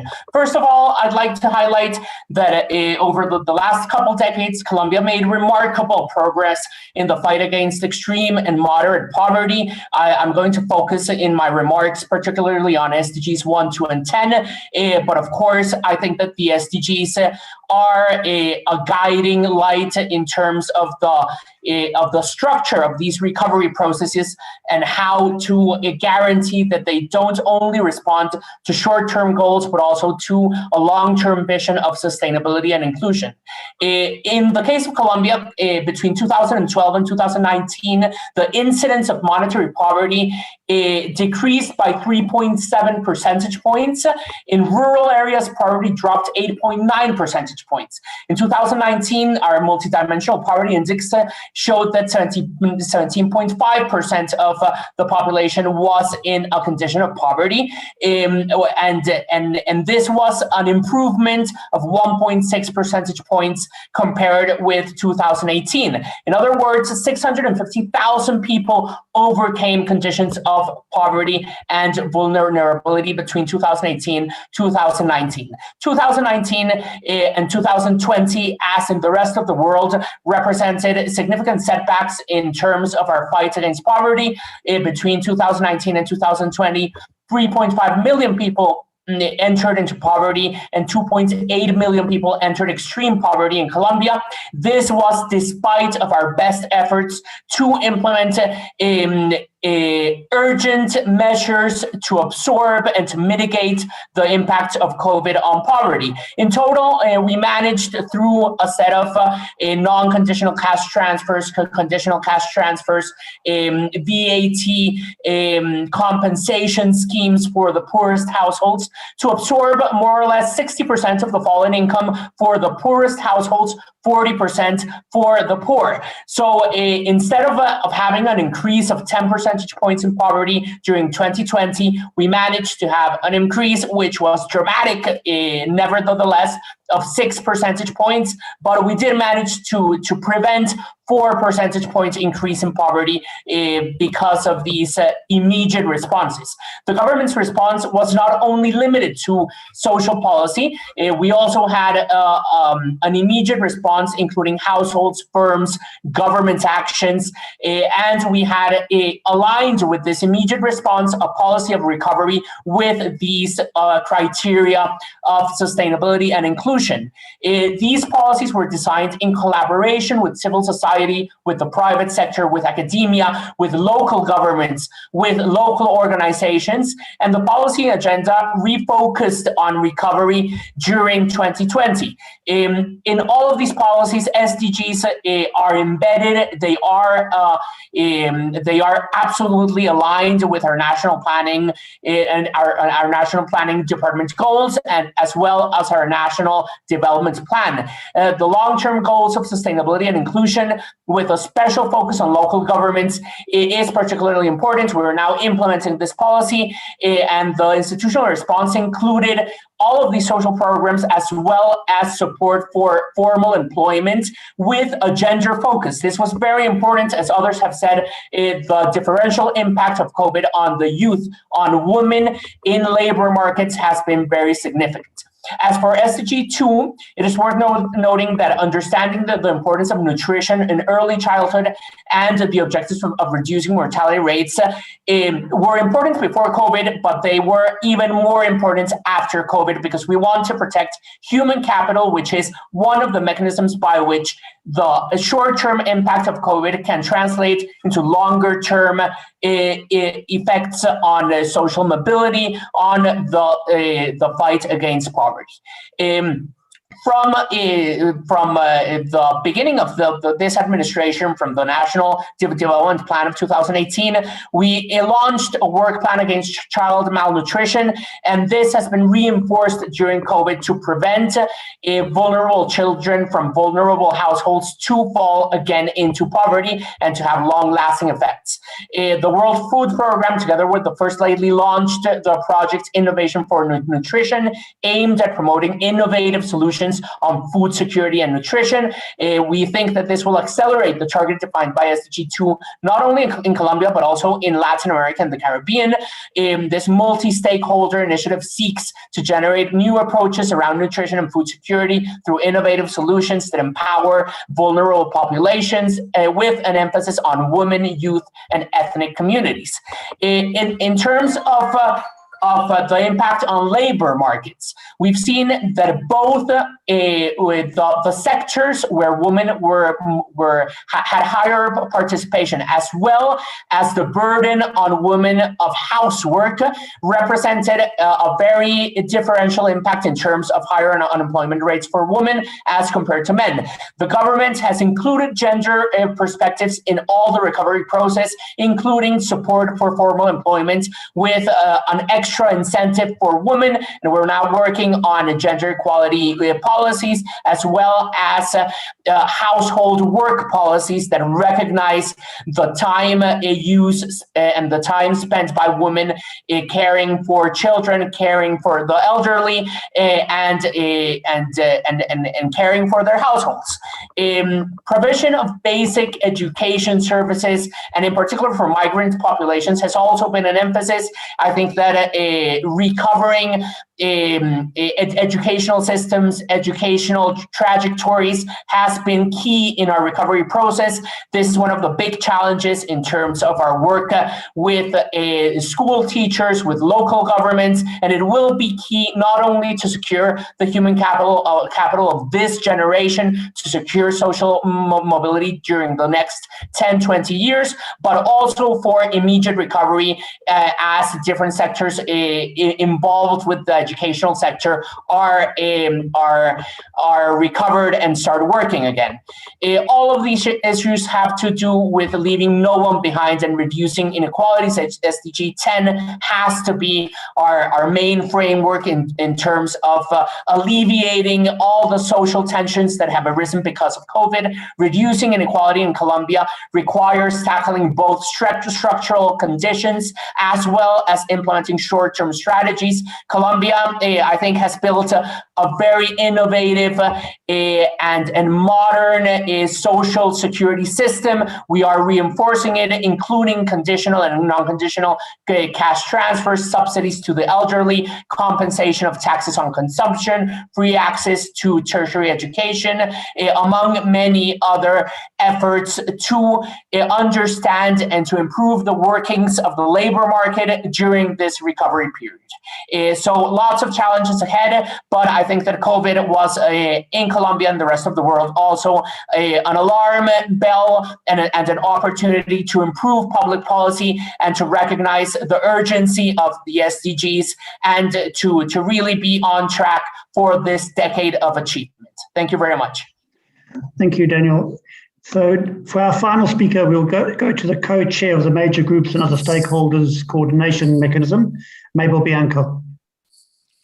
Hello, thank you so much. And I'm also speaking, on behalf, because I'm coming from the Women Mayor Group, and also I'm a facilitator of the civil society and other stakeholder participation at regional level. So I'm having expressed more about the general global, but also the regional perspective. First of all, I want to say that to solve and to be solving the devastating process that the COVID-19 makes in the development, sustainable development, we need really to make changes. If we are always coming with the same levels of giving interventions, we are not going to be able. We need to have innovative ways. Why? Because the decrease was so high, not only on women and girls, but in all the population. In general, as you know, our region, Latin America and the Caribbean, is the more unequal region. This is something that increased, the inequalities increased by the COVID. So now we have more poor people, and particularly among women, children, and young people. So we need to be clear that if we are not considering those people and those answers to them, and this is what we want to say, those inequalities persist to the COVID. But now that they are so strong, we need to address them. To address them, we need to take care of the systemic barriers that make the inequalities there. And if we talk about the access of women and young people to work, to decent work, we must say that the decrease during this half a year and a half was as 10 years, as we come back as it was 10 years ago. So we need to be very, very new addressing and making this.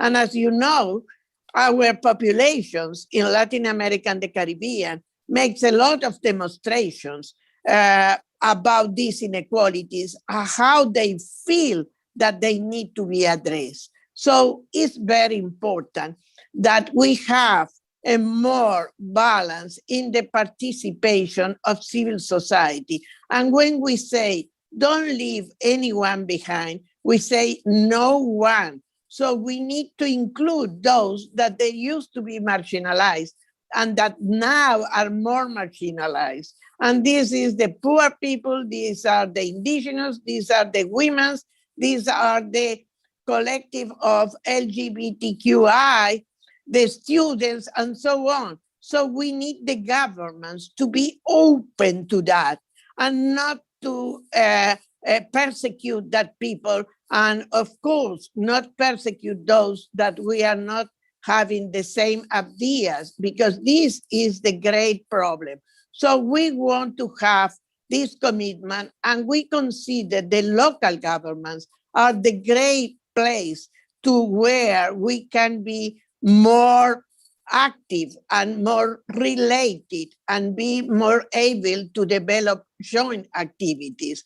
For this, the federal governments need to allow them, and so we want also to have this reflect in the global level, because at global level sometimes we are looking only to the general issues and not considering the difference that the people, real people, express, live, and experience. So this is something that what I'm so happy to have the opportunity to speak to you now in order to say we need to strengthen our collaboration.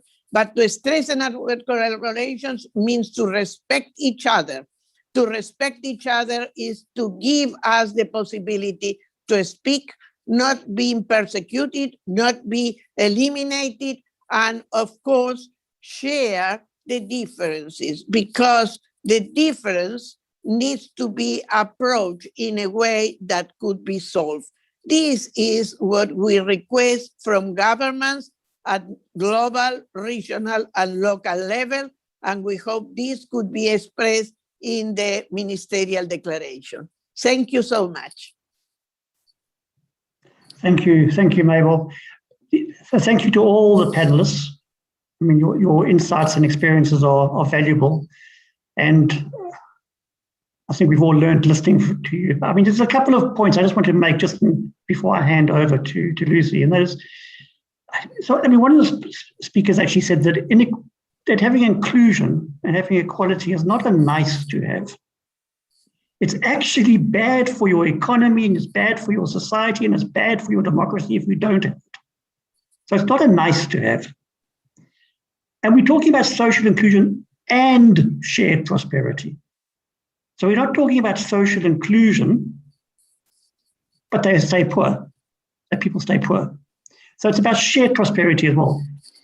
And a lot of you have mentioned the issue around political empowerment, but specifically in women, and empowering women politically and economically as one of the routes to getting better social inclusion and better equality. And then how do we do this? All of you have spoken about working together across regions, across sectors, across local governments, but also with communities and the people who are excluded, working with and together with them. And the last speaker, Mabel, you've really made that point. And I think it was Mayor Arroyo who used the word that it's one of my favorite words recently. He used the word co-creation. that each of us individually cannot get social inclusion and equality.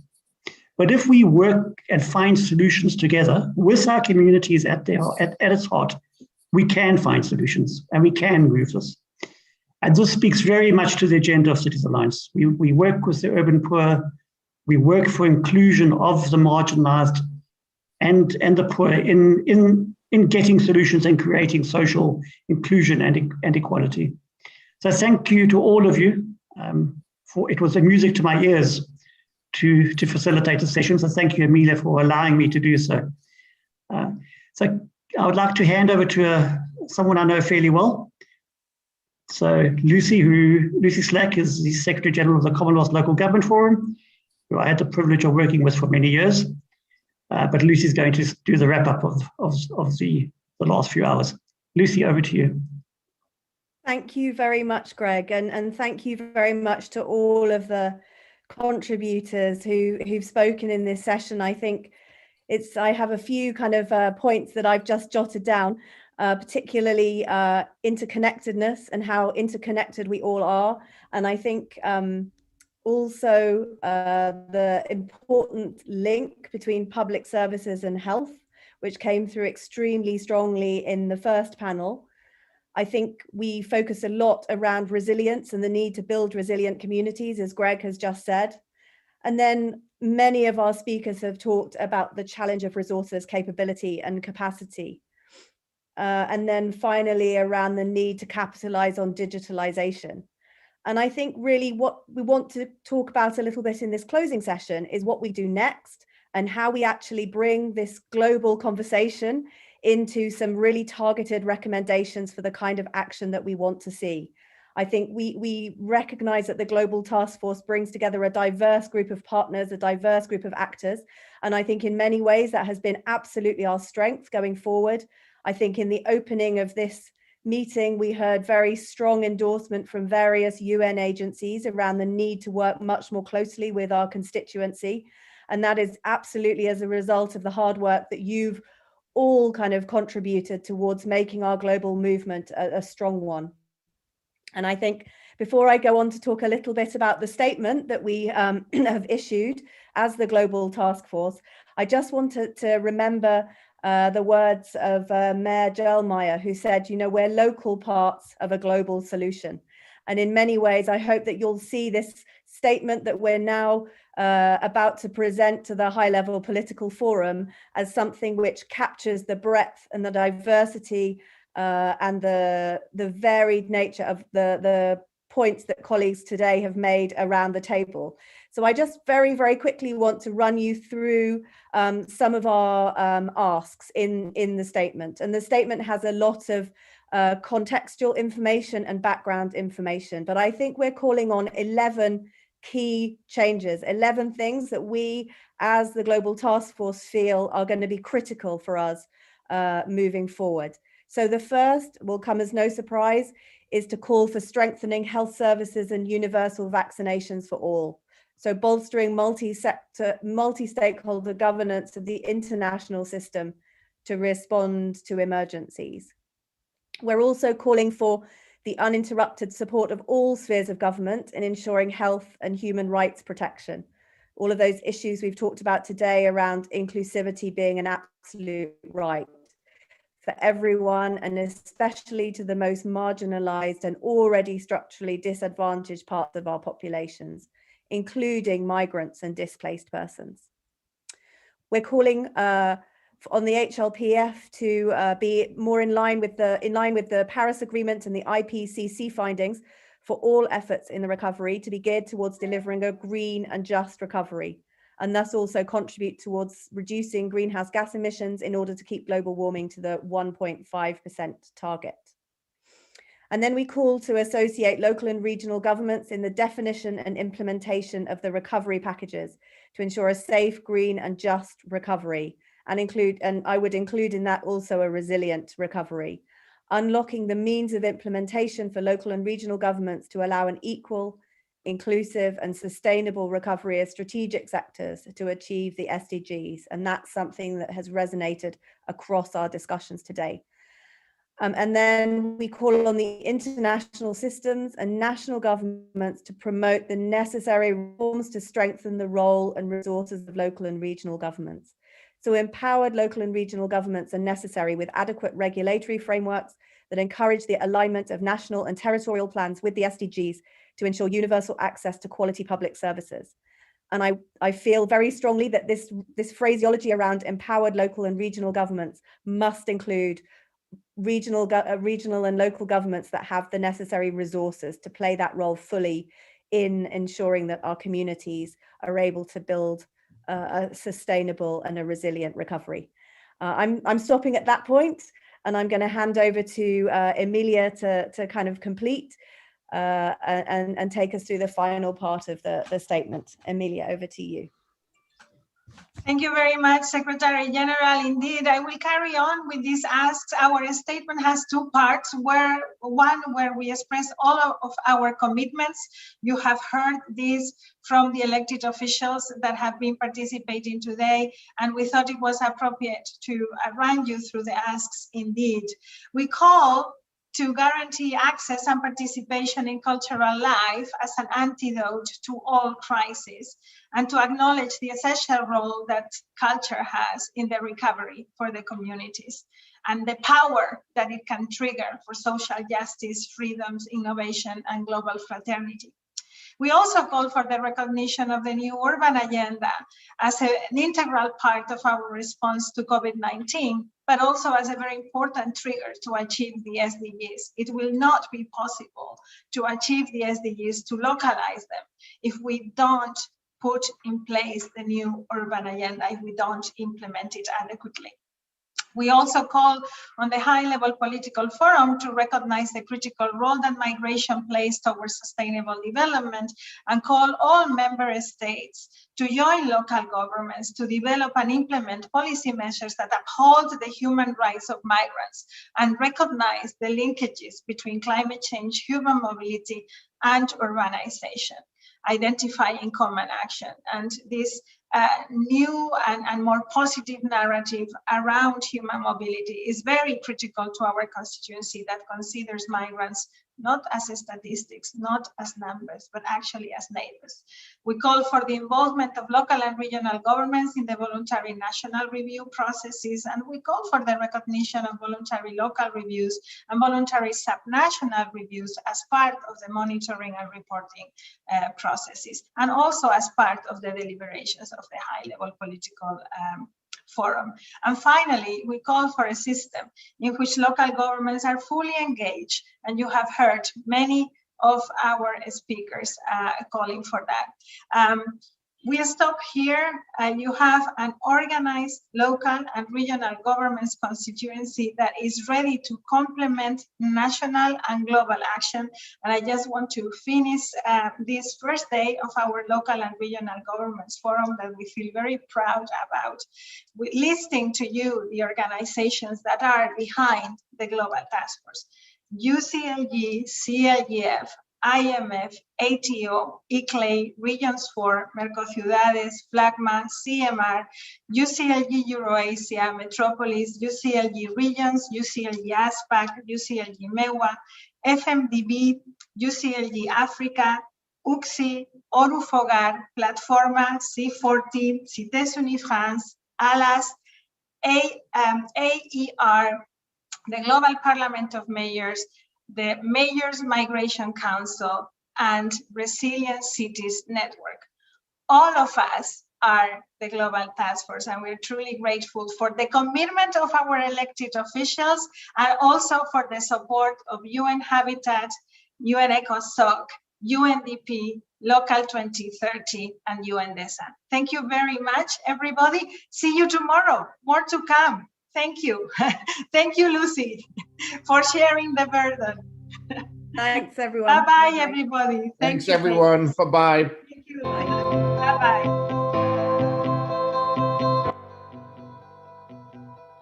Hasta luego a todos. Hasta luego.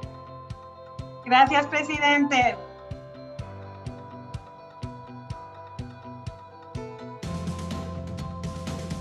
Join us tomorrow again, please. Bye.